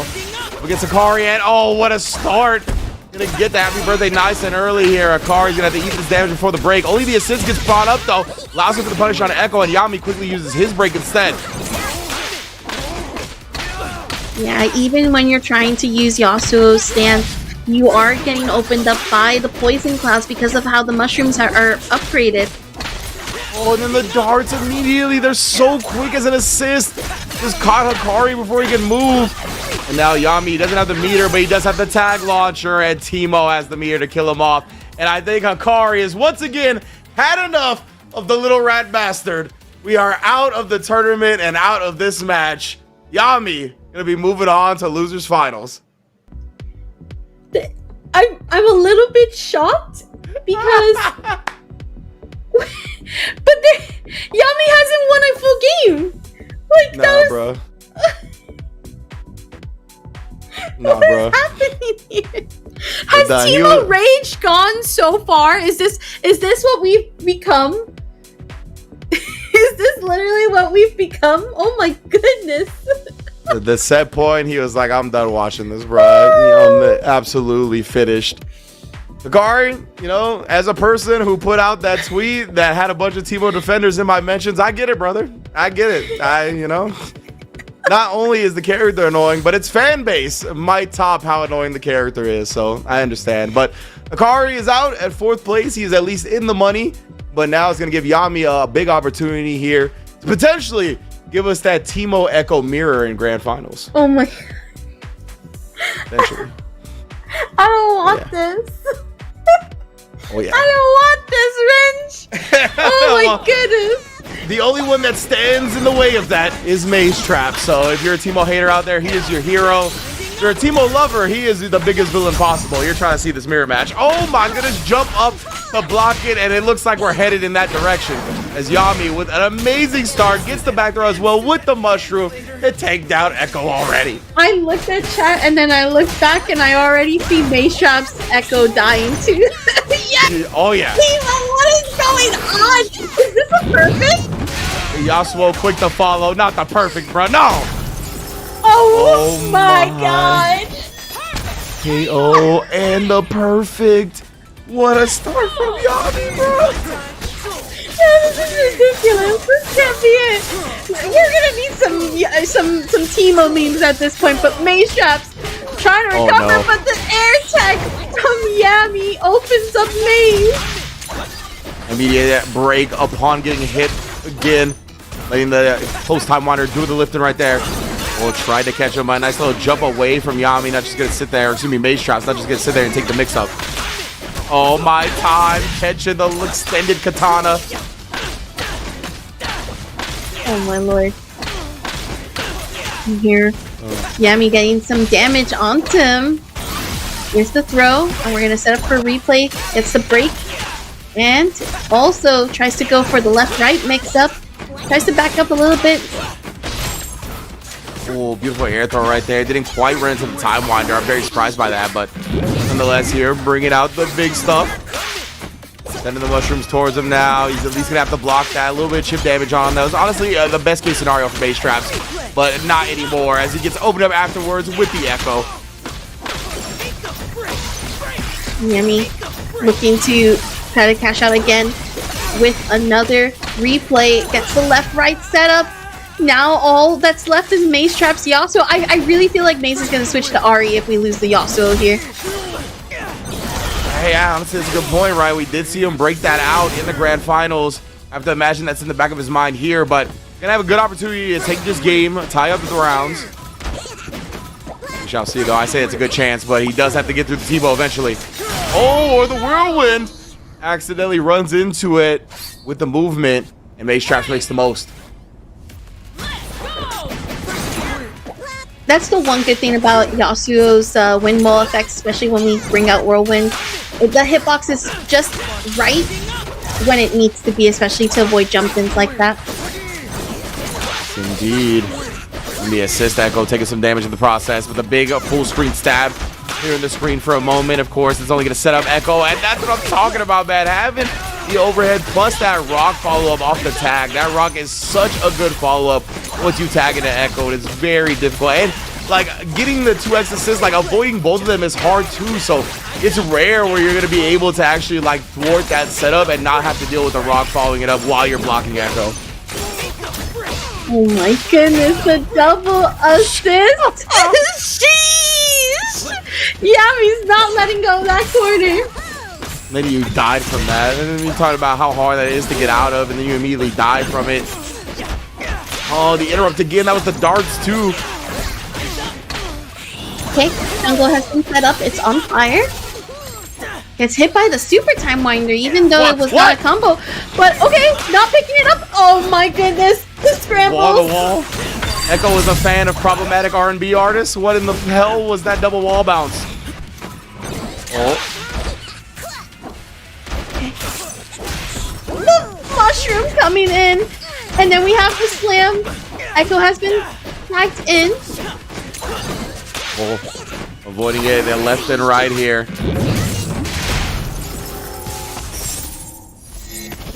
I'm still like lost from that double wall bounce on the time winder thing. Like I need like, is that like, was that like a bug? Do I just needed to look at it closer? I don't know what the hell that was, but We gotta clip it. We gotta clip it, Yeah. and then we go back into the lab. I have like a bunch of bookmarks to make sure that we get that as Yami sitting over 1-0 against Maystrap, who went straight back in with Yasuo, by the way. We're not seeing that Ari just yet.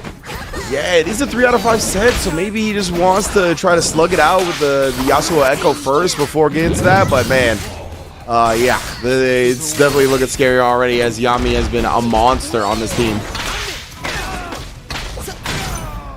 Ooh. And already May's losing the Yasuo in the blink of an eye. Legit, oh, finds him again. Oh, it's behind, but he wasn't expecting to actually get behind, so the jump forward was the cancel rather than the jump back. Beautiful parry on the time winder. Oh man. No, not good. We don't have Fury either, too. That's like a huge chunk that is just gonna be left over. Bruh, like it's not stopping, bruh. Finally, the limit strike ender right there. As he sits on death's door. Beautiful air throw. Waits for a second there. Actually connects. And Yami choosing a break. Didn't want to see what the rest of that was because like level 3 was sitting on deck. Mage Traps is going to spin in here. He also has Fury. Honestly, I think after this level 3, you neutral activate Fury. Build that health back and like really invest in this round. Try to make the comeback. No, we don't do it, Renge. We don't want to waste it. It's just so hard. You're sitting on a pixel with no meter against Teemo. The air throw was there. Yami. He knew that Mage Traps had to do something to avoid like a chip out on the ground, right? So he just waited for him to jump. Beautiful air throw. Oh no, and he saved the break for this next round only for it to get baited. At least he didn't get punished for it afterwards. Alright. Right now we have the mushroom badge activated. Jungle's on fire. And here we have just Maystrap trying to like stare at the mushrooms and figure out how we're gonna get in. But the crazy thing about it too is the pebble is bouncing off of the mushroom, so it's like so hard to just try to close in, but Maystraps has done it, and we also have corner domination. Yes, indeed. Maystraps finally finding his footing a little bit here. He's to maintain this control pressure, right? You see Yami, he's made his way out so much with those instant like jump back homebreaker darts, but this time does not escape. He managed to get out of the corner, but not for free. Pays for it with the Echo. Wind wall. We have the horizontal strike. But we tried to go ahead and step in. Maystrap though looking really strong, especially considering that Echo's down for the count. Indeed. Oh, what a block on the cross up as well. With a charge C, back into it, another charge C, but actually he just kept going low, right? Thinking that he would try to block the instant overheads after the fuzzy guard, but not gonna happen. Good defense from Yami. Oh my goodness, bruh. Don't make this happen, bruh. Do not make this happen. There's the mushroom loop. Bruh, the Yasuo gonna die to just one bar spint as well. That was huge for Yami to put himself back into a spot where Fury is definitely on the table. Oh, he's trying to run all the way in. A personal space, bro. The mushroom gonna explode and block it. Okay, we use the Echo super assist to create the distance. There's super time winder to try to catch. The mushrooms are gone. The hit afterwards actually connected. Try to get the dash cancel to stay in his face right there. Immediate Fury break upon the overhead hitting. Oh my goodness, this is so scary. 9 seconds on the clock, and there's the hit that landed as Yami just chose to take the reset off of, or rather the reset on the mindset for the last round. Yeah, Mage Traps. Whoa, what a way to finish that one. That was obviously huge, not only to stay alive in this game, but just morale-wise, that would have been a huge blow, losing that in the final seconds. Okay. Bring him up. Oh, the raw tag combos as well. Oh my god, and now you're just poisoned. Look at your life, bruh. What happened to it? Which is gone. The swipe, but not gonna land. Oh. Caught him midair. Try to take the disguise to get those Teemo shenanigans going. Oh yeah, but I was gonna say it wasn't a counter hit, right? So he was gonna have to definitely edit that follow up a little bit. Did not do so. Echo also took the brunt of Yasuo's super, and we also avoided as well too. So we don't have to worry about it for some time now because that super bar is gone. Oh, There you go. Level 3. Level 3. Oh, that is actually a real way to get a punish. That was so sick. What a way to do it, brother. Parries into the level 3. That was hard. And then gets the cross up with a roll to the assist call. Probably one of the only successful ways to have dealt with the super time winder. We activated Fury as well, which I think was a perfect opportunity because now you have a really good chunk of a grab. But no! You got hit by the dart! Again, and then the air reset as well. He used the Fury pop the combo off of it. Gets the dart super. It's still not going to be enough damage, but it is so close. A-Shop's building that life back. Tried to do a hit into dash cancel and navigate through the mushrooms, but got stopped in the process. Super tough way to go out, but it is not quite done yet, right? Yami is up 2-0. Mace traps. Oh, goes right back in. The Ahri staying on the bench. Yeah, we're going down with Yasuo, whether it's a win or not. It's just been the way that it's just been comfortable, right? You've been playing this whole series probably with Yasuo and Echo, and then to just introduce Ahri like that for a specific character unless you feel really strong, it's gonna cheek a little bit. Yeah, most definitely. Be a wild way to see if Maze Traps can start bringing himself back into the set. Sends out the super and actually did connect, punishing Teemo upon landing. This is huge, yeah. He's gonna be able to get the tag launch and I believe the kill here, barring a drop. Oh yeah, Tornado Super, you already know. Yeah, good options, good optimal route there from Maze Trap. Sitting also really strong on the health lead too, but there's the Teemo super assist, but no conversion from it because of how high it was. Yeah, it's tough. Like it's a great combo breaker super and like just a great super to disrupt the neutral in general and really make your opponent respect. But you gotta lab out being able to convert after these weird angles. It is not easy to do so. But Echo does have a great stabilizer with that jump S2 either way now. Jumping over the whirlwind. Looking to stabilize this lead a little bit. Push block. No overhead landing, but there's the time winder super again. Maze Trap trying to go for the chip out scenario, so that was smart. Yeah, Yami would have had to like bet on parry after that super, knowing that Maze Trap was gonna instantly press a button because he was too low life. It's gonna be too easy to really chip him out as soon as he got him to block something. The tumble goes through, and we try to go for a low jab. And he tries to get the side switch, but the parry again off of the charged heavy. Yeah, and then it ended up just catching the Echo as well, like with a roll. I think it was just such a weird situation visually, and Maze Traps kind of got caught. Those parry, even on the point character. Big landing. Yeah, but a huge extension once again using the darts. One super here, you can use another one here to get the kill, or a tag launcher instead to make sure Teemo is the one that gets set up afterwards. Just fade away with the dart gun. Now we're going to start at optimal distance where you come in and I'm full screen away from you. One good thing too about that super is not only are you going to be able to chip out if, like, let's say they block, you're still at a full screen range, making it impossible to punish. Yeah, precisely. Like, only time I've been able to punish that is like, well, when I'm close to them and I do like a level 3 instantly, right? That's about it. Otherwise, that super is just gonna run amok. But yeah, you can't do that. Make a time winder when it's stretched and you're at the full screen. It's actually just gonna sail away and not combo your opponent at all, as we just saw. Super assist though, Maze Traps. He's alive, bro. I feel the pulse beating. Oh, wait a minute. It's not quite over just yet. Oh, okay, it is. Yami, knowing his fate, has surrendered that game. So let's go to the next one. Yeah, the one time that the Yasuo super actually lands, we've seen it probably, I think, over 6 times tonight, and it was the first time it has actually landed and really made a difference. Oh my, yeah, that was so scrambly. Like, Base Traps tried to break during the combo. Yami avoided it via like the fall down on the charge S2, but then he was able to cancel back into the down S2, which caught Base Traps' tag into Echo. It just all went horribly wrong. There's a left-right attempt. Mushrooms have gone out. We've taken and knocked out Echo. And this is big damage as well too. We got the mushroom loops. Ooh. And there's a mushroom army to follow up as well too. Bro, he's gonna get to a bar?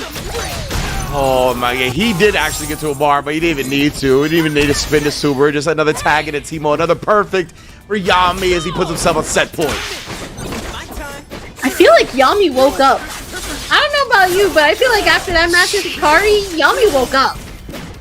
Definitely looking like it has been nigh unstoppable. Mace Traps obviously was able to put up a game in the last match, but even then, Yami responding with a perfect here. Mace Traps really firing back in this round though, able to take out Echo as Yami sits on the break.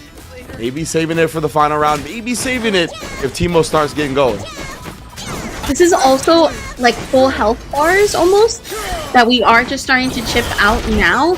So the fact that like we may not see that Fury used here, and unless again we see Yami make a really big difference in the health bars happening. Yeah, most definitely. Set up the wind wall here. Mace Trap still slowly but surely approaching the Teemo. Obviously gonna let the Chrono Strike assist do what it does best while he keeps his point character safe.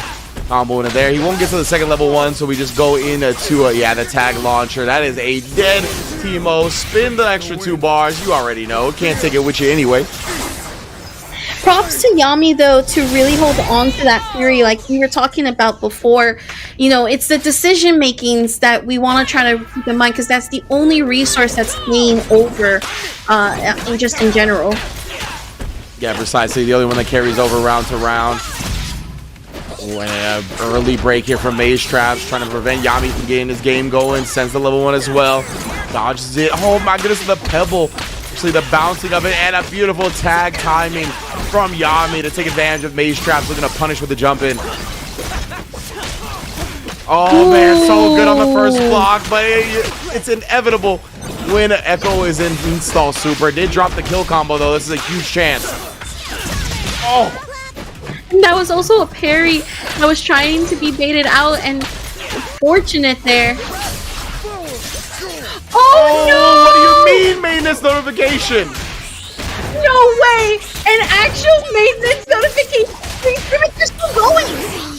Okay. It was all a trick, you know, Halloween. I didn't get my treat, I got tricked instead. Alright, I see you 2XKO. Now we're getting treated with some 2XKO action still. Yami, maybe he's just running away here. He knows that Mace Traps has to come to him. He is on set point. The super assist kills off the Teemo assist though. Yasuo, a sniper in the background. All Fury to activate and stay alive here. Yeah, just to avoid it, but he was still respecting the super assist. He didn't combo even with the dash gets off the overhead. We're out of the corner at the very least. There's the Teemo super. We're trying to open up Maze Trap. Oh no! There's the reversal! Oh no! It hit! The level 3 again off of parrying the Mega Time Winder. Maze Traps has shown you can't do those Time Winders for free when I got that meter. And he has tied up this set somehow. I feel like Maze Traps just showcased the tech. Like if you're Echo, you should be ready to have that level 3 in those situations. Yeah, that was extremely impressive stuff. Maze Traps, bro. I cannot believe he has survived this, especially with Yami. Was in such a dominant position, but that super assist exploding Teemo, like it really changed all kinds of things happening. Stayed on the right side. There's the Fury, sorry, not Fury, Break actually baited out. And then there's the stomp, no connection. Oh man, And Maze Trap's like, when he jumps out of that, I think Maze Trap's just trying to 2H, but the darts plus the Helmbreaker hits so fast that it's not going to allow you to actually anti-air Echo after he jumps out of those throw attempts or whatever scenario you're presenting.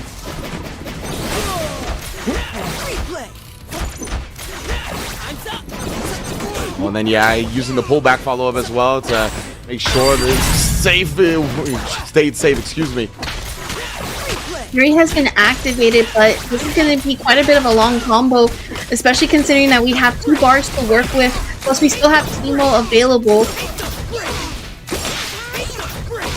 Yeah, we're definitely making sure it's not available after this. Yeah. Oh, the dash cancel though. Yeah, gonna allow it for an immediate follow-up here. He's got the meter to kill if he wants it. There's the level 1. Nice job recognizing before launching again. He was gonna have to go to level 1 to be the most meter efficient about the kill. There's the Teemo super assist. Yeah, trying to call his own Yasuo super assist, but still blocking. Maze Trap finds the hit though, but he was too far for the corner conversion. Oh, that is unfortunate. Yami's gonna get another chance because of it. Yami also still has 1 bar on the side of Teemo to go for another super, so here it is. Yes, this. And then we're just seeing Maze Traps trying to just avoid it. 18 seconds left on the clock. Yes, indeed. And Yami, oh my goodness, he actually sniped him just barely. Max range. I was going to bring up how he's the one sitting on the level 3 now. Going to use it for the full conversion, put himself back on set point. Very scary, too. Like, we saw Maze trying to actually just, like, backdash as much as possible, but then wasn't just able to like keep that backdashing going. Yeah, and Yami committing to the air grab attempt right there, coming up empty. You are very vulnerable when you try for an air throw attempt. The recovery frames are quite long, so easy punish on the ground there. Goes into the install super to get the follow-up. Tag launcher here from Yasuo. Should set up the kill. Oh, he dropped it! And because of the drop and the punish on the evasive maneuvers, we do see Yami taking out Echo, and now Teemo's on the board. There's the Mushroom Army, and Echo tagged right back in. Yes, indeed, and we got a breakout from Maze Traps. Didn't want to let Yami continue to build up that pressure. Oh, he actually still got the pick up, the replay, bruh. TG timing, very lenient. Good block on the overhead, man. And mushrooms are going out on the screen. We were able to block no parries to catch the charge heavy. Yeah, this is just the threat of so many options. Sometimes those charge almost sneak past you. Right there. Yami coming up empty here. Maze Traps has the meter. We obviously know Yami's going to hold on to this Fury as we get into the last round, last game, to see who's going to go to Grand Finals. What a fitting way to really determine who gets to fight in them in Grand Finals. Do we get the Teemo mirror, or do we get the Yasuo and Echo rematch? Yeah, Maze Traps, that's the only person he's lost to, right? He wants to run back. Yami on the other end here, looking to prevent that, making it an all Teemo affair, and what a start to this round. Maze Traps having spins is breaking the last one, has no way to save Yasuo here. Gonna be all on the back of Echo. Right now, Maze Traps trying to get through the mushrooms, but he had those hits with the rewind, and it gets punished. Indeed, it was a good way to avoid it initially, but Yami didn't commit to anything too lengthy on the ground, so was able to just punish it outright regardless. The jungle was still on fire, so there's still active frames. Doesn't want to hit the Time Winder back. Obviously, Echo has that luxury. Double dash cancel off the Fury, but that spins the rest of the meter. Oh, and the push block into the Time Winder punish when he tried to throw. Oh, another air throw whip. I don't even know how it missed, but it's going to allow Yami to get into Grand Finals.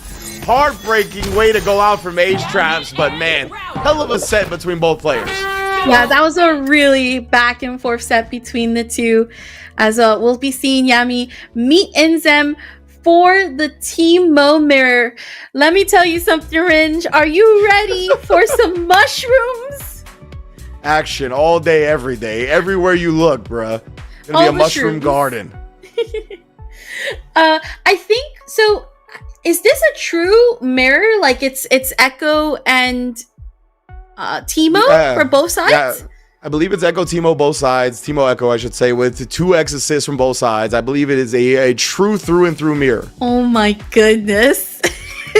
We are just getting into that grand finals. So once again, Maze Trap ending it with the 3rd place win. Not bad. I mean, again, last week we had Maze, who was the champion for FlyQuest Fight Series, now taking home that 3rd place with just some really strong competition. As now we have the Inzem versus Yummy? Oh, wait. It seems like there might be a bit of an update from the bracket side, but I think it was just an error. So it should be Inzem versus Yummy, since it was the Teemo that won that. Yeah, most definitely. That's going to be our grand finals here, of course, with Inzem on the winner side of things. Hasn't dropped a set tonight. Now have that privilege of having a whole set to get through before you even get a chance at grand finals for Yami. We'll see, man. We'll see if either player is as ready for the BS that they deal out to the opponents as they will be to deal with themselves. Exactly. And you know, what a great way to also see if we can seal the deal for Inzem, especially considering that they won TNS yesterday. So to win FlyQuest tonight, I think they just need the other stones of the tournaments. We got Taco Tuesday, win Taco Tuesday, win the Iron Grid Weekly. I think Paragon does one as well too, so win Paragon's ladder as well. Yeah, for real. Out here looking to collect all the weekly tournament victories, but that's one of the great things about NA and having all these weekly tournament series pop up. I feel like it's progressed us so well when it comes to high-level competitive play, even on a global level. Obviously, we're looking to follow that trend here with 2XKO. Inzem already out to work. First has been activated on the side of Yami. Now, yeah, that one, though my time into the air throw, right? Ends up so smart, realizing that Yami was staying into the skies to avoid it, but now getting clipped as you got nowhere to go. You were already full screen, so the backdash can't help you. The break not going to be able to land, and now it is Inzem who gets the Mushroom Army out. Yeah, man. And setting up shop here. A little bit taken down. Actually caught him, but a little bit too far to combo anything else. And now we're going to have Yami go to work, or excuse me, Inzem go to work. He opens up the Teemo. One rat down. I laughed just a little bit because Teemo's normals are a little stubby like that, especially on like the jabs, and it was just really funny to see a Teemo whiff on a Teemo. Yeah, right. All of them just stubby fighting. The full distance. Now send it, bro. The Time Wander. You try to chase him down. Oh, look for the parry attempt right there, and recognized it. Tagged him with the jump 2H afterwards, but no full conversion here. It was a little bit scrambly, tough to pick up. That's the launcher here on the side of Yami. Gonna get the corner and set up for replay. Oh, nice little up back as well to avoid like a high-low mix-up. Oh, watch out, please, watch out, everyone. Put the kids to bed. This needs a parental advisory sticker. Oh my god, hit him with the fried eggs. Okay, break activated, so we're back on trying to place mushrooms on the chessboard. In the slightest, the pebbles landing, but no launcher to follow up. This Inzem's very close to losing this Echo. Oh man, the fried eggs, enough chip damage. I like them scrambled. Oh no, actually didn't get the launcher he was looking for. That is gonna be Yami's time. Oh my goodness, we're dropping left and right. We don't know how to do Teemo combos on Teemo. I was just thinking that. Imagine getting to this point where you're like, oh wait, how my routes are dropping because it's Teemo. I need to change it up. Oh man. To be fair, shout out to the dev team. It's not too difficult to actually combo Teemo. Like despite his like model size, his actual hurtbox size is much bigger than it looks. Ooh, there's a low, and that is Inzem's Echo also out of here. Not just get pixel of help with just a little bit of Bray to follow up on. Again, just sending the rock out. There's the Mushroom Army from Yami. Pebble is still out. And then we have the super jump. And then the parry to follow up. A little bit of hits onto Echo, but again, not enough to kill. Just trying to sail over. He wanted the air throw. That's exactly when he let the parachute go. Oh, man, Inzem. The air maneuvers right there. That was genius stuff. I talked about the recovery on air throw. Massive. Allowing this big combo punish. Bro, are you actually going to die for trying to air throw? Oh, my. Wow. Impressive. The power really hard mushroom bad. Legit, bro. Oh my goodness. I gotta find this guy any concert I go to. Oh my god, look at that health. It's just going down because of the poison. Oh yeah, he almost killed off the Teemo in that one combo here. And Yami, I mean, he's got Fury. He's looking at it. He's extremely powerful. Inzem has Fury as well, which can nullify chip damage. He's gonna need to spin it quickly. Oh, he tried the air throw for full screen. Oh my goodness. Yami jumping at the last second. Oh. Which Teemo? It was Yami's Teemo that wins. Indeed. 1-0 for Yami here. Coming from the loser's side. Remember, he needs to defeat Inzem in a whole 3 out of 5 set before he gets a chance at first place. Okay.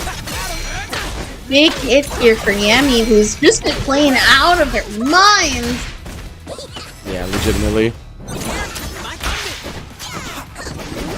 I just whiffed here. Not gonna catch. Then gets hit by Mushroom. Yeah, I think he was hoping that like Yami would try to press something right there, like knowing that he would respect the Mushroom, but then he didn't actually press anything, so just gets blown up by it. See, oh, I thought he was gonna hit the Time Winder back again, but no. He's instead tags into his own Teemo here, looking to avoid Mushroom Army coming his way. Obviously gonna set up shop here. Oh, he tried to teleport back and actually got hit by the Mushroom still coming. Wow. Oh, and we still landed the launcher too to force the break. Talk about clutch hits on some of these routes. Be very mindful. Yup, the Mushroom was still on the field. So does this happen because it's like some mushroom thing nonsense? Like, what is going on with that? Huh, this is very interesting to see. Now we've seen it twice with the double wall bounce. Inzem here, oh, drops the combo, and it's going to cost him his Teemo, who's sitting on 3 bars. It's at least 3 super assists if he can get him out.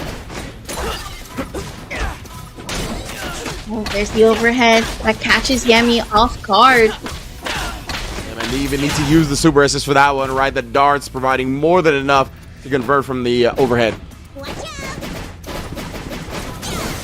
Mushroom on the field. There's the Mushroom super assist from Yami's end.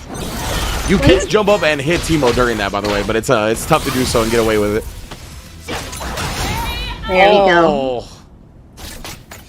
The low into the rewind to make sure that get opened up. And now Inzem with the first round of the second game.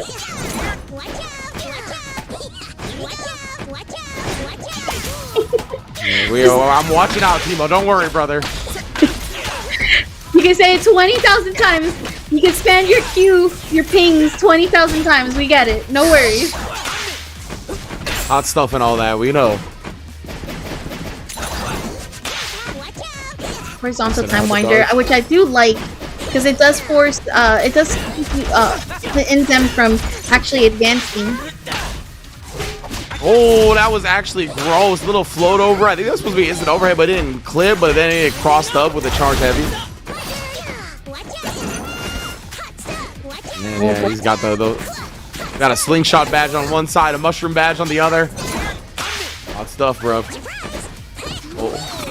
Okay, teleport with the jungle. This guy Teemo, my blood pressure's going up. Just hearing him go wee, it's a hot stuff, it's a whatever the hell, watch out. Yami utilizing burst, summons the Mushroom Army.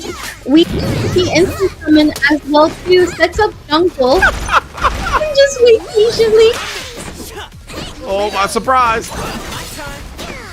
This is such a crazy match here. Finally, Yami landing the hit that they were looking for. believe we're not going to be able to. Oh no, we should be able to kill here actually. Oh yeah, with the tag launcher, always providing that bit of extra damage that you need to kill off opponents a lot of the time. Yami here looking clean as ever. Oh, just as I say that though, gets clipped. Or just a raw dash up jump in, but he dropped the combo, bro. Now he's not gonna be able to kill Teemo. I was gonna say, yeah, air throw is gonna grant a little bit of follow-up. He tried to air throw again. Inzem was trying to catch the forward air tech with that. We get a reset here. Up backs, but he lands back in front of Teemo after the tag. That was so difficult to defend against. Inzem actually believes in this round here. He's gonna spin the Fury on it. Still need to eliminate at least a good chunk of health on Inzem, or sorry, on Yami's side. There it is. That's exactly what Inzem was looking for, because now even if we don't open up Yami, that's 2 seconds on the clock. That's on the side of Inzem, and there you have it, tying it up to 1-1. Yeah, and because Inzem was in Fury, he wasn't susceptible to chip right there, so Yami needed to like get in and close and maybe throw or something like that, so Inzem backed up, used the surprise Chrono Strike at the end, puts himself on the board to tie up the set 1-1. Okay, Mushroom Army sets up, and that might be it. If we keep that combo going, there's a tag launcher. Oh, he's just gonna go into the install, try to put him on one gas. He did parry the Time Winder, but couldn't avoid the mix-up afterwards. Inzem gonna have to break to keep the Teemo alive. Yeah, the side slow jab not gonna open up. At least it's Echo that's taking the damage while Teemo recovers all that great health. Yeah, Yami, again, this defensive, like, up-back, jump S2 into the darts has been netting him so much damage. So many escapes as well. Oh, nah, not like this. Not like this. What kind of animal is that in the background? He's like, why did the game freeze? He's like looking at these two Echoes like, you guys broke the time stream continuum. You know, I don't know what those animals are called. I'm not too sure.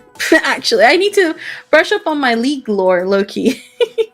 Little foxes. What's his name? What is Gromp gonna be put in the game, bro? Give me Gromp already, bro. That's the character I want to play as. The jungle creep. So we are getting word that servers have been exploding. So that's nice. Got it. I mean, to be fair, we did get the notification that they were doing live maintenance, and that might be a thing. So, but we will be waiting for our lovely bracket runners to let us know. In the meantime, you know what this reminds me of, Ringe? What? Give it to me. What's up? Happy Chaos Mirrors. Oh, nah. Not like that. I mean... I was gonna say don't put that evil on Teemo, but if anyone deserves that evil being put upon them, it is Teemo, so I can't be mad at you. I have commentated Cetrion Mirrors in MK11. I've commentated Happy Chaos Mirrors in Guilty Gear Strive, and I've commentated now Teemo Mirrors in 2XKO. I'm gonna be honest. I feel like Cetrion might be the worst one out of them all, if I'm being, because that was just rock wall into Hellgeyser into just a lot. So I may have a little bit of sympathy for at least Teemo. Yeah, honestly, with the stuff we've seen in fighting games, right? We've been hardened. We've been battle hardened. Our skin is tough. We can get through the hellacious things that we have to go through up against some of these war crime characters. So it's all right. We're ready. We're built for this. You know what I mean? We're not soft over here on the fighting game side of things. Fujin mirrors were fun though. See, like, I feel like when we talk about mirrors, you have to kind of see how it's being played, and I felt that in the terms of MK11, Fujin mirrors were actually very fun to watch. It was not as bad as watching Cetrion and Jackie players just like constantly doing the same thing over and over and over again. I still have nightmares. I'm an avid MK viewer. Like, MK is one of my favorite games to watch, and I really liked Fujin, so I honestly didn't mind Fujin as much. Thank you. Just because the character was super sick. So just to give an update, so our players are going to be restarting their games to see if that helps. We have a new lobby also set up. So we should be going ahead. I think we're just waiting on confirmation on how that match went. It's complicated in the sense that like it's not the player's fault. Like it's not connecting the players. It's just this is the game doing maintenance. So we are going to be hopping that back in and seeing how it's going to be replayed. Yeah, I assume they're just like gonna scrap the match. I assume it's gonna be one up here, as was in the middle of that one. So we'll get some confirmation in a second. Insem had won a match by then, right? Yes, or no? I believe so. Yeah, Insem right. Was tied 1-1, so this would have been game number 3, fresh from the start. Yeah, so I think we're just gonna run that back. Be a 1-1 here in our first set of grand finals. Again, Yami has to defeat Insem a whole 3 out of 5 before he gets a chance at that first place. Man, listen to the backdashing, the ASMR. You can almost hear the buttons that they're pressing. Yeah, legit. It is the same rhythm. Especially like Echo's backdash. Like it sounds just like the rhythm of buttons, like perfectly. So this is the mic. Okay. Got stuffed by the fire grass. This is our life now. Emo, throwing out mushrooms. Yeah. Can I get a gank? Timo, can I get a gank? Nah, brother. I am in my lane. I am moisturized. I'm setting mushrooms down. Timo, can you assist with dragons? No. I have to make sure this lane is covered with mushrooms. Let me go get my XP because I stole yours all over. Oh my god, he's tired of me trying to go all the way in, but that's why you can't. I saw somebody, Jonathan Tene told me somebody recently called this game or said this game has trench warfare neutral, and it's truly like that case when Timo is on the screen. It feels like World War I when we're down in the trenches popping our heads up to throw out some mushrooms every now and then. We need that World War II meme with Timo's face on it. yeah. Just mushroom bombs going off in the background, especially this outfit. Well, Yami's actually on the left side. Insem's the one that's ahead. And it seems like this should be it, as Insems was able to fully close in the gap. And again, 10 seconds on the clock and we're just going to cash it all out. Yes, indeed. It is tough. Both players, right, really playing around each other carefully. That's why we're getting these really long matches. Ensure that they're just not being reckless and giving their opponent like free hits or whatever. They're really trying to make everybody earn every single hit they get. And obviously they're building a lot of break as well because they're like maneuvering around, working the clock, having a lot of break build back just naturally from the time being took down. And back to the trench warfare, so to speak. Justin in fully. Let the horn go off, bro. Let him know you got the slingshot badge. The hot stuff is coming. Look at the hot stuff. All hot stuff. At least with Timo, you can double jump that, and it's a pretty high double jump, and you can just avoid the mushroom army. But again, right now, Insem's the one that's on the low deficit of health. We have mushrooms set out. Had Echo take on the time. Now she's trying to. The neutral. Oh, I was wondering when we were looking at. I saw the neutral text at the bottom. Oh my goodness, bro. The hot stuff, bro. Keep sending it. To the other side, yeah. But combined with the Timo assist, one of the most deadly cross-ups and quickest cross-ups that Echo can set up. Not good for Insem, but good for Yami, because again, we can just sit back here and let it happen. That's Echo also completely gone, so Insem's gonna really need to either close the gap or just come oh my god, take the round. Double hot. I'm Sean Evans, and this is hot stuff. Right, the show where we throw hot rocks at each other. Oh wait. We finally are in. There's the Echo super assist. Get here. Oh yeah, I'm just gonna roll away. Set up the mushrooms here. Inzem's got a long way to bring this. I mean, Inzem actually doesn't have the time to bring this one back. So yeah. I mean, he actually shouldn't attack Yami because he actually just built him like a nice decent amount of break with that air throw. But yeah. That's actually a smart analysis right there. Because now Yami is pushed away from getting break, whereas Insem already has break. And with the way that Yami's been playing in that second round, that's something to keep in mind. But we finally apply some damage here on Insem's side. Okay, indeed here. Gonna set him up. Big damage from Inzem coming in with the Mushroom Super, and you obviously knew that the break was coming next because Yami's gonna look to hold on to that Teemo by any means necessary. Get set in the hot stuff over there. Oh, but no actual counter hit right there. He needs to go directly into like the jump S2 to get a full conversion off that. Inzem is sitting pretty nicely, so we can play this Trench War again. It's now Yami who has to use Echo to try to get in. And there's Teemo now. I'm gonna go ahead and activate the Mushroom Army. Inzem's gonna respond in time.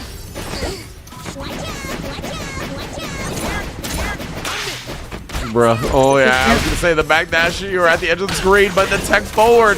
Oh no, it's gonna open the door for Yami to get himself back into the set. Woo, big resets as well. This is scary. Especially because this is big damage. This could lead into Echo being taken out. Yep. Teemo floats in now. Insem gonna have to figure out a way to close the gap and take down Yami's Teemo, or at the very least apply damage onto the Echo. You have the grab on side of Yami, and Yami now up a lead 2-1. Man, oh man. What a clutch out right there.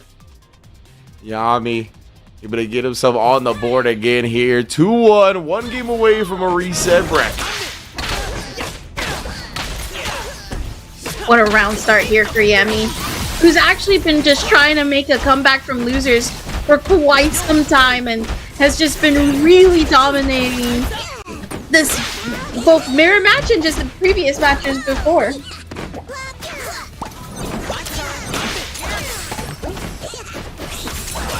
You know, oh, actually, beautiful 2M placement right there. Just barely beating Yami to the button.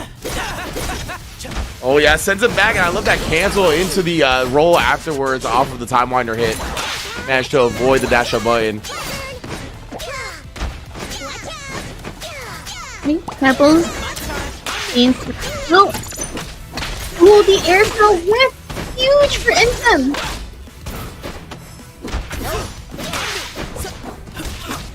Oh, but gets opened up here. And now we have the mushroom set up. There's the flame to go ahead and anti-air. Indeed. Zeb taking him down with the pogo stick. This is not good. Every single time Insem gets hit by these big damage hits, it's very ugly. But here we go. Echo getting fully knocked down, and we're going to go into level 3 to make sure the damage has been dealt and Echo's out of the field. The mushroom bombs being dropped into the coup de grace, double foot stomp. Inzem here. Yeah, Teemo back against the wall. Yeah, so pretty much a wrap on that round. But Yami's getting real close to his break, right? So he'll be able to use it quickly if he finds himself in danger.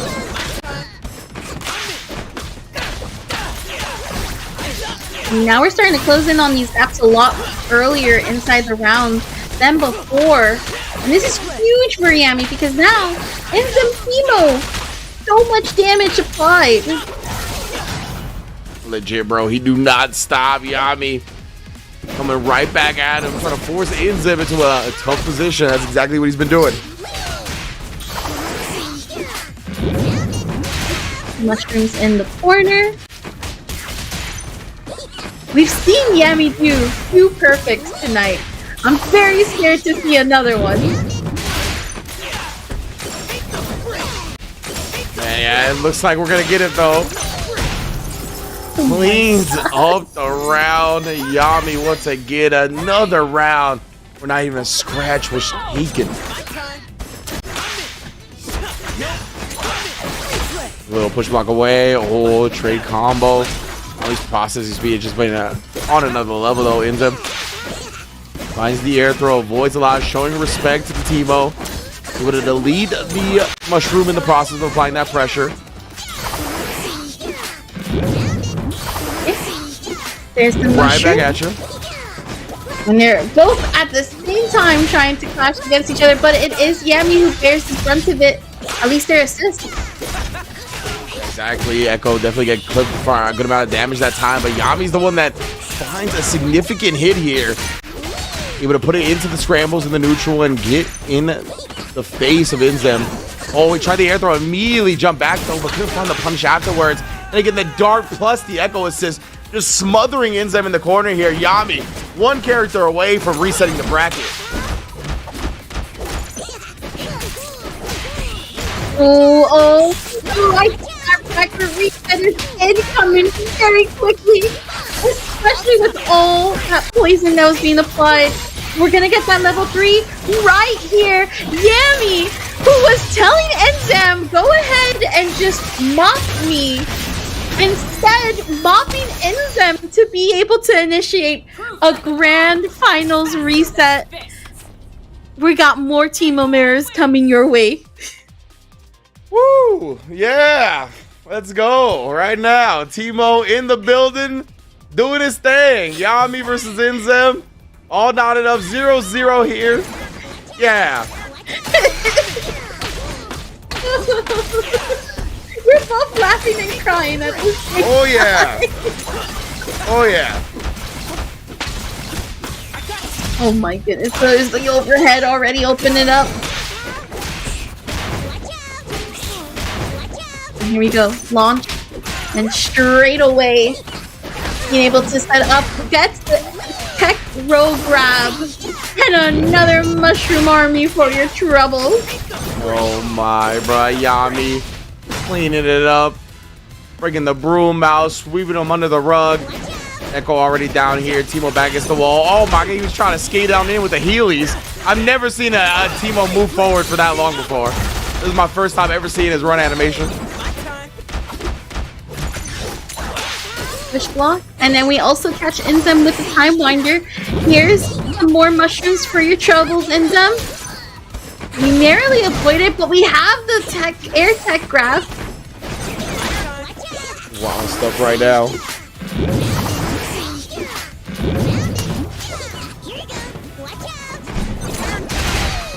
And it gets set up shop here, Inzem. Back against the wall, bro. With just this Teemo to work with. Sending out the big boys. Technically, Yami can just honestly stay comfortable here. There's no reason you should try to overextend except to just call out for some jump-ins. But okay, we have it right there and then.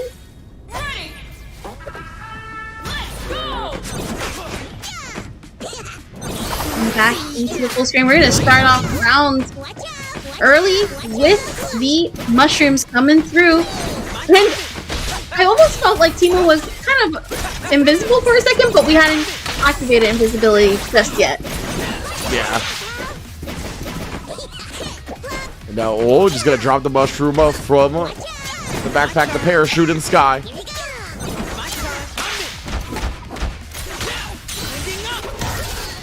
Okay. We got this charged heavy in the air. Flag launcher to follow up. We set up jungle as well. And lighting the jungle on fire as well. Not very environmentally friendly, but we know Teemo doesn't care. Gonna be able to, yes indeed. We'll follow up here. Just gonna go to the install super. Oh, nice parry into the jump out. Incredible defensive display from Inzem right there. More mushrooms to go out with. I was gonna say he's gonna block his own or block the opposite mushrooms and then activate his own. But managed to maneuver around all of those. And my man Teemo just falling down in the background, aura farming while Echo's doing the work. Inzem having to tag Teemo in, especially with Echo so low on health. Yami is still sitting really strong with a good health deficit, or health lead, better said. Oh my goodness, knew that the mushroom cancel was coming right there, so he just dashed up and threw him afterwards. That was super smart. Definitely knowing the type of routes that Teamos like to go into. Well, recreating the features of Normandy. Oh, that was a good one. Follow up here. He's got another bar. Is he going to be able to hit the follow-up? Yes, very nicely done. That is not easy to do. Gets the follow-up tag launcher. Puts Yami on death's door here. Gonna do it again. He actually landed and got some parries off. Might have been able to get a Fury if he wanted it, but with the timing, it would have been tough to sneak in a victory. Yeah, I also wouldn't have wanted to see that Fury meter be used in that moment, especially because you still have this last round here to work with. And now that Insem's used that meter, Yami's also still has it available. Yeah, precisely. Really knowing our round 3 was most likely the scenario. Always want to have that break available. I was gonna say, I don't even know whose went off first. I really didn't. I was gonna say, I'm like, you know, someone's gonna get hit. Who it is, we'll find out. Yami in the hit early on Inzem here, and he's gonna be able to kill off the Teemo yet again, man. Yami, he's been looking unstoppable here. Does get clipped in the back dash, but a little bit too far for the Mega Time Winder to actually combo. Again, safe setups onto being able to summon the Mushroom Army. This is a big hit here for Yami. Gonna get the replay and just go for the left-right set up on the same side. And then we also parried and interrupted Purple Punish, getting a happy birthday as a result. It's what a parry on the Tardises, bro. That was a bonkers. Oh, and then the mix-up connects. Trying to get back in there with the elevation, but oh, it actually traded with the digging up of the mushrooms. That was wild. Hadn't seen that one before. Inzem takes down the Teemo. He's got Fury on deck as well. Might want to use it in the neutral, not just yet. Oh no! That was so weird. Like, he had jabbed him, and then I don't know if Inzem like tried to immediately mash into the Fury and got a Time Winder instead. But that's the reason Yami immediately stopped and did throw, right? He was trying to avoid the Fury break and get him before he could actually get that break off. So it looks like we had gone back to the lobby. Game 6. Oh yeah, bud. Oh yeah. Lock in. But I feel that so hard. And to get Fury in like neutral without like being in combos or in a block string or anything, you need to input the break in like neutral. You can't be pressing a direction. So he might have been pressing a direction, like holding down bag and mashing, and then when the block stun or the hit stun from the jab left, he got the special instead of the Fury. That might have actually been what happened. What color for this skin? It almost feels like it was like a different skin for Teemo in that moment. Man, this is Dune Teemo right here. We're in the desert. Yami right now on a little bit of a health deficit compared to Inzem, who's at right now just slinging the slingshots and trying to summon out these mushrooms. There's the Mushroom Army, also maintain that full screen. Actually tried to teleport right in to Inzem's Echo. Indeed, Inzem gonna set up shop here. Oh my goodness, fake the overhead by teleporting back early. Caught him low afterwards, but Yami immediately breaking to keep the corner here. Nice blocks. Oh, only for so long though, as we've talked about. And with this amount of meter, he can actually kill off the Echo if he manages to get the tag launcher follow-up here. Oh, he's gonna just go straight into it. Oh yeah, that's right. You don't need the double Mega Time Winder with the Teemo. He actually did not need it at all. Wow. Look at Teemo, just all proud that the damage was done. Yeah, now Yami trying to make Inzem come to him, right? Just full screen, backdashing away. There is only 33 seconds left on the clock, so Inzem does need to make something happen sooner than later. The good thing for Inzem, though, is he's not down by too much, honestly. No, he's not. It can make a comeback, especially with Echo. It's not like how with Teemo being by himself, you really have to get those hits in. Echo has the ability to be with movement and really make it in. So Yami's got to be careful here. Yes, indeed. Oh, snipe, yeah. And then he actually ended up canceling as a time winder, which bit of a mistake, but it's not going to cost him here. Even with the throw, still just slightly ahead of Inzem on the life advantage. He still wanted to see the giant mushrooms come out. That's crazy. For real, though. Like, come on, bro. We wanna make sure we make our mark, right? Like, ensure success. Was that a team? You know, frame kill, creative frame kill scenarios. Inzem here doing his thing. Oh my lord, no meter necessary.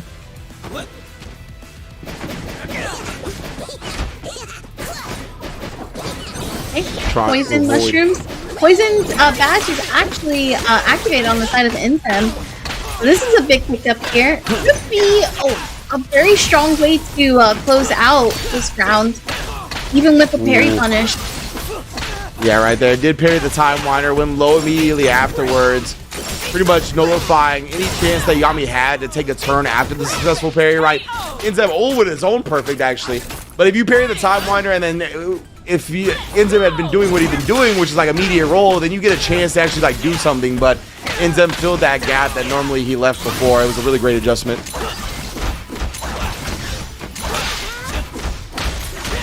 Oh, there's a big hiccup here as we finally opened up Teemo. There's also the break blocked. And that's another Teemo out. And or sorry, Echo better said. Just OTGing, bro. I was like, oh, he missed the combo. No, he's Teemo, bro.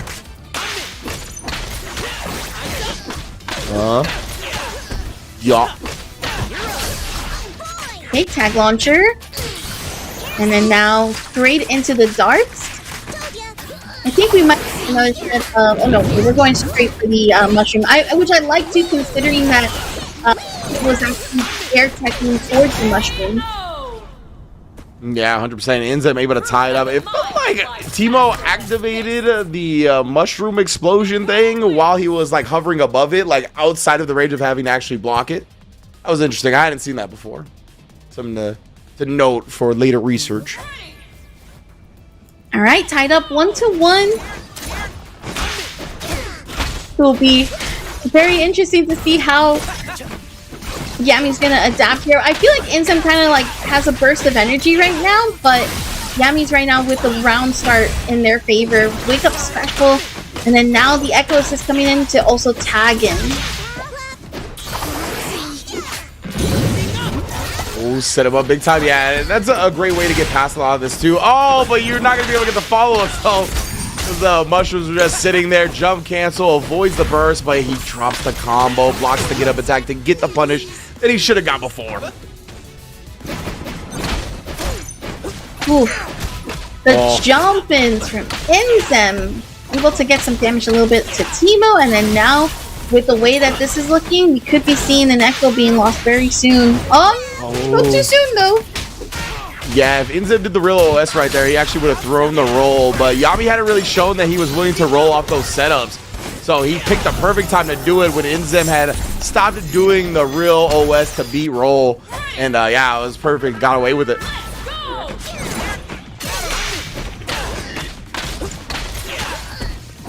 And now Yami got to pick it up. Going to the corner. You already know what it be. Arcane install. Oh my goodness. Disrupting Inzem's defense heavily there. Oh, just looking to dash out. Nobody's really looking to chase down some of these up backs. And then the retreating guard, though, that will get chased down. We got the slightest of hit right before the mushrooms came out, but we get the launcher not going to be consistent enough to actually cash out, but we have the air-to-air as well that follows up and leads into the replay setup. We try to go for same side follow-ups. But then again, Yami's just ready to pick up on the recoveries that Inzem dropped. Now we get the tag launcher. Bring him straight back down. You already know this Echo going to the grave. And Yami here, one round away from taking a 2-1 lead. Oh! There's the air throw. Inzem so ready for the air tech forward off that. Inzem's built to his own fury here. We got the super assist coming through. Oh. All right, it was a little bit awkward to combo off of. Nonetheless here, big parry, but he couldn't get the full thing, and then jumps and blocks the fury. Yami going up 2-1. Good call from Yami, anticipating Inzem's fury burst right there. And did it on purpose too, right? Didn't commit to any hard buttons, just waited patiently after the launcher was done. Yeah, most definitely. And now Yami, you're on set point. I By the way, Yami. I was just gonna say. Yeah, go ahead. I know it says grand finals, but the reset already happened. Have a nice day. We're at what, like game number 8, I think, right now. Something like that, definitely. Tagged in, back handshake into Timo. Oh, the T-ball on Timo action.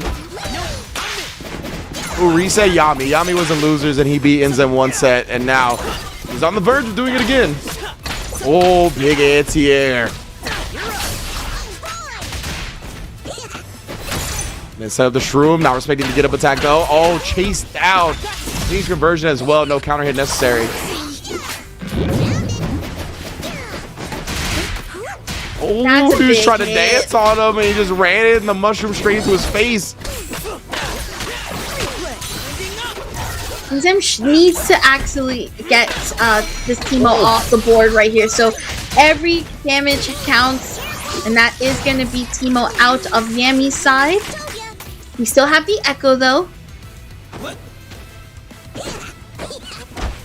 Oh, we just jumped over all the mushrooms, and we still were able to block all of that and hold every single bit of it. The tag launcher as well. Inzem gonna be able to get the level 1 here. See, and that's the misconception, Nitro, is that I don't hate Timo players. They just need help. And I'm trying to get people to understand that they need psychological help. I hate That's them. all. I'll say it. I hate you Timo players. Y'all need to have your character go through a hydraulic pressure. That's all I'm gonna say. Oh man, right now though, we're gonna get the cross. Yeah, not gonna test the get up attack that time. Did try to press with a button, but Elbow was there. Oh my goodness, the simultaneous roll. You heard the laugh and echo. No pun intended. Jungle has been set up. Now hiding a little bit over there. There's the Mushroom Army. We tag in Echo after the assist, and then we tag back into Timo. Just keep up the full screen range. Oh, and even trying to throw right there. And immediately I like that. Knowing that you're most likely going to get push block away, just go with the close time winder call. Ah, Yami. Okay. We're going to get the super time winder and the rewind follow-up as well in this route for a double loop. Tag launcher. The break has activated, and we recover enough to go ahead and be able to apply some damage. We have the mushroom fully badge in, and we're trying to actually avoid the darts. We are successful on it. That was crazy maneuvering, bruh. Oh, that was wild. Very impressive stuff. But oh my goodness, it looked like he hopped off the wall. I know it was just the regular air dash, but visually that looks super sick. He couldn't get the full kill though as he dropped the combo. Take it back into the Timo, respecting the wheel. Oh my man, he is rolling on him. Oh, my time ×2. Takes down Echo. He's looking to take down Timo with the same combo here. Oh, but he dropped it. He accidentally got charged C. I don't think he wanted that. Sniped on the air-to-air with the darts. Inzem is very close to Fury. Goes straight into the Mushroom Army. Knows that the chip can help out. What is happening? Yeah, I mean, he has no way to avoid this chip, right? Inzem does have Fury if we get into a real chip war here. Only 10 seconds left on the clock. The mushroom to the face again. And we're at a final game because, of course, what other way was this going to go? Why are we at character select? There's nobody's going to be changing anything, right? Yeah, okay. I'm like, what? Maybe just changing some costumes. Tired of having, you know, like Timo, I don't even know what to call this. Killzone Timo on Timo Crime. I mean, don't know what to say. This is crazy. Final game, everyone. We're hopping right back into it. Let us know in chat who's your favorite Teemo player right now. Oh my goodness, Yami. Off to a good start here. Set up the install. Beautiful parry on the Time Winder. That's what I was talking about before. If Enzem would leave a gap post Time Winder, then the parry would be huge, and that's exactly what happened there. But excuse me, it was actually Yami that left the gap, and Enzem with a beautiful parry into the defense. An air-to-air trade. Overhead lands. We hit a little bit of echo. The assist from the side of Teemo comes through. Yami is the one that's playing defense here. There's the super Time Winder. And now we finally get the Sonic Ball, but still nothing to confirm in. A lot of pretty much like sleeper cut hits, but nothing to really deal the damage until now. Yeah, Enzem getting the forward throw right there, and immediately going into the level 3, playing no games, and locking out Yami's ability to break, right? He might have broke with the Echo to keep him alive, keep both characters. Instead, the level 3 is going to prevent him from doing that and still get the kill. Super smart play from Enzem. Running, right in. Yep. Yami does have Fury available. It can be useful if we want to see this first round come through. So right now, Enzem's playing it's going down a little bit. There's the Sonic Ball, but again, nothing to really open up here. Yeah, he set up the rock, but didn't try to keep him locked down for a mix-up or anything like that. You can tell Enzem just playing extremely safe here. Finds the scramble after the air tech into the air dash forward to jump 2H. Enzem, a tournament point. Oh my, same brain cell. A tug of war over it. Oh man. Okay, a nice tag in. Left, right. And we blocked the break as well. A big pickup for Enzem, especially on the fact that that was Teemo, but we do see Echo tag back in the counter. Indeed here now, setting it up, waiting for him to do anything, and as he landed from trying to jump block, the Time Winder was perfectly set up to get the overhead and the follow-up here. Yami looking to force a final round.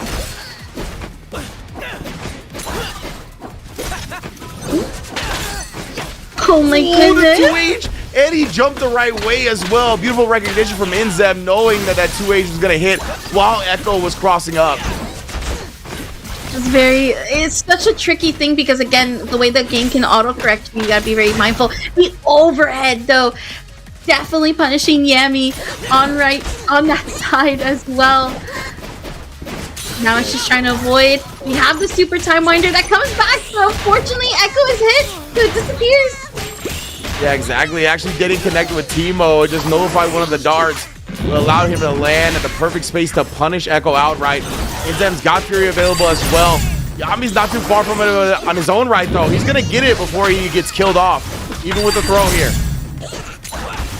There's that tech you had mentioned earlier, but the mushroom! I hate the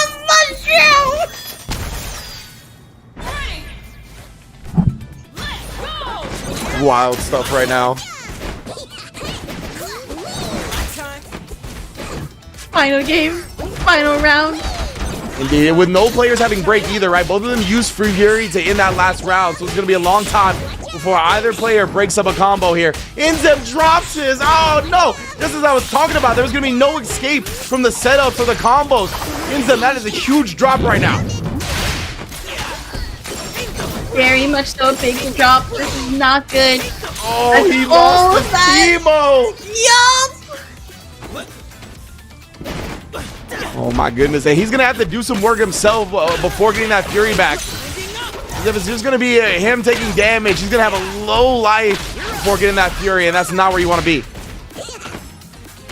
Right, setting up the mushrooms. There's the low, and that will have into the super. Fury's there, but again, you don't have a lot of health to work with. You have to get in. Here we go. Oh my gosh, the Teemo super assist, taking on a bit of Echo. The Echo, like taking that super assist, allowed him to stabilize the combo. It didn't mess up the combo on Teemo because the assist was just tanking it the whole time.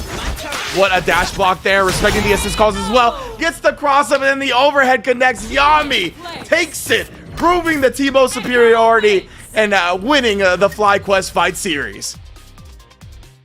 Congratulations to Yami, who had lost to, I believe, earlier on to Maze Traps, then won the rematch against Maze Trap to be able to go ahead and go through a full-on losers run to make it through a bracket reset and a full Timo mirror.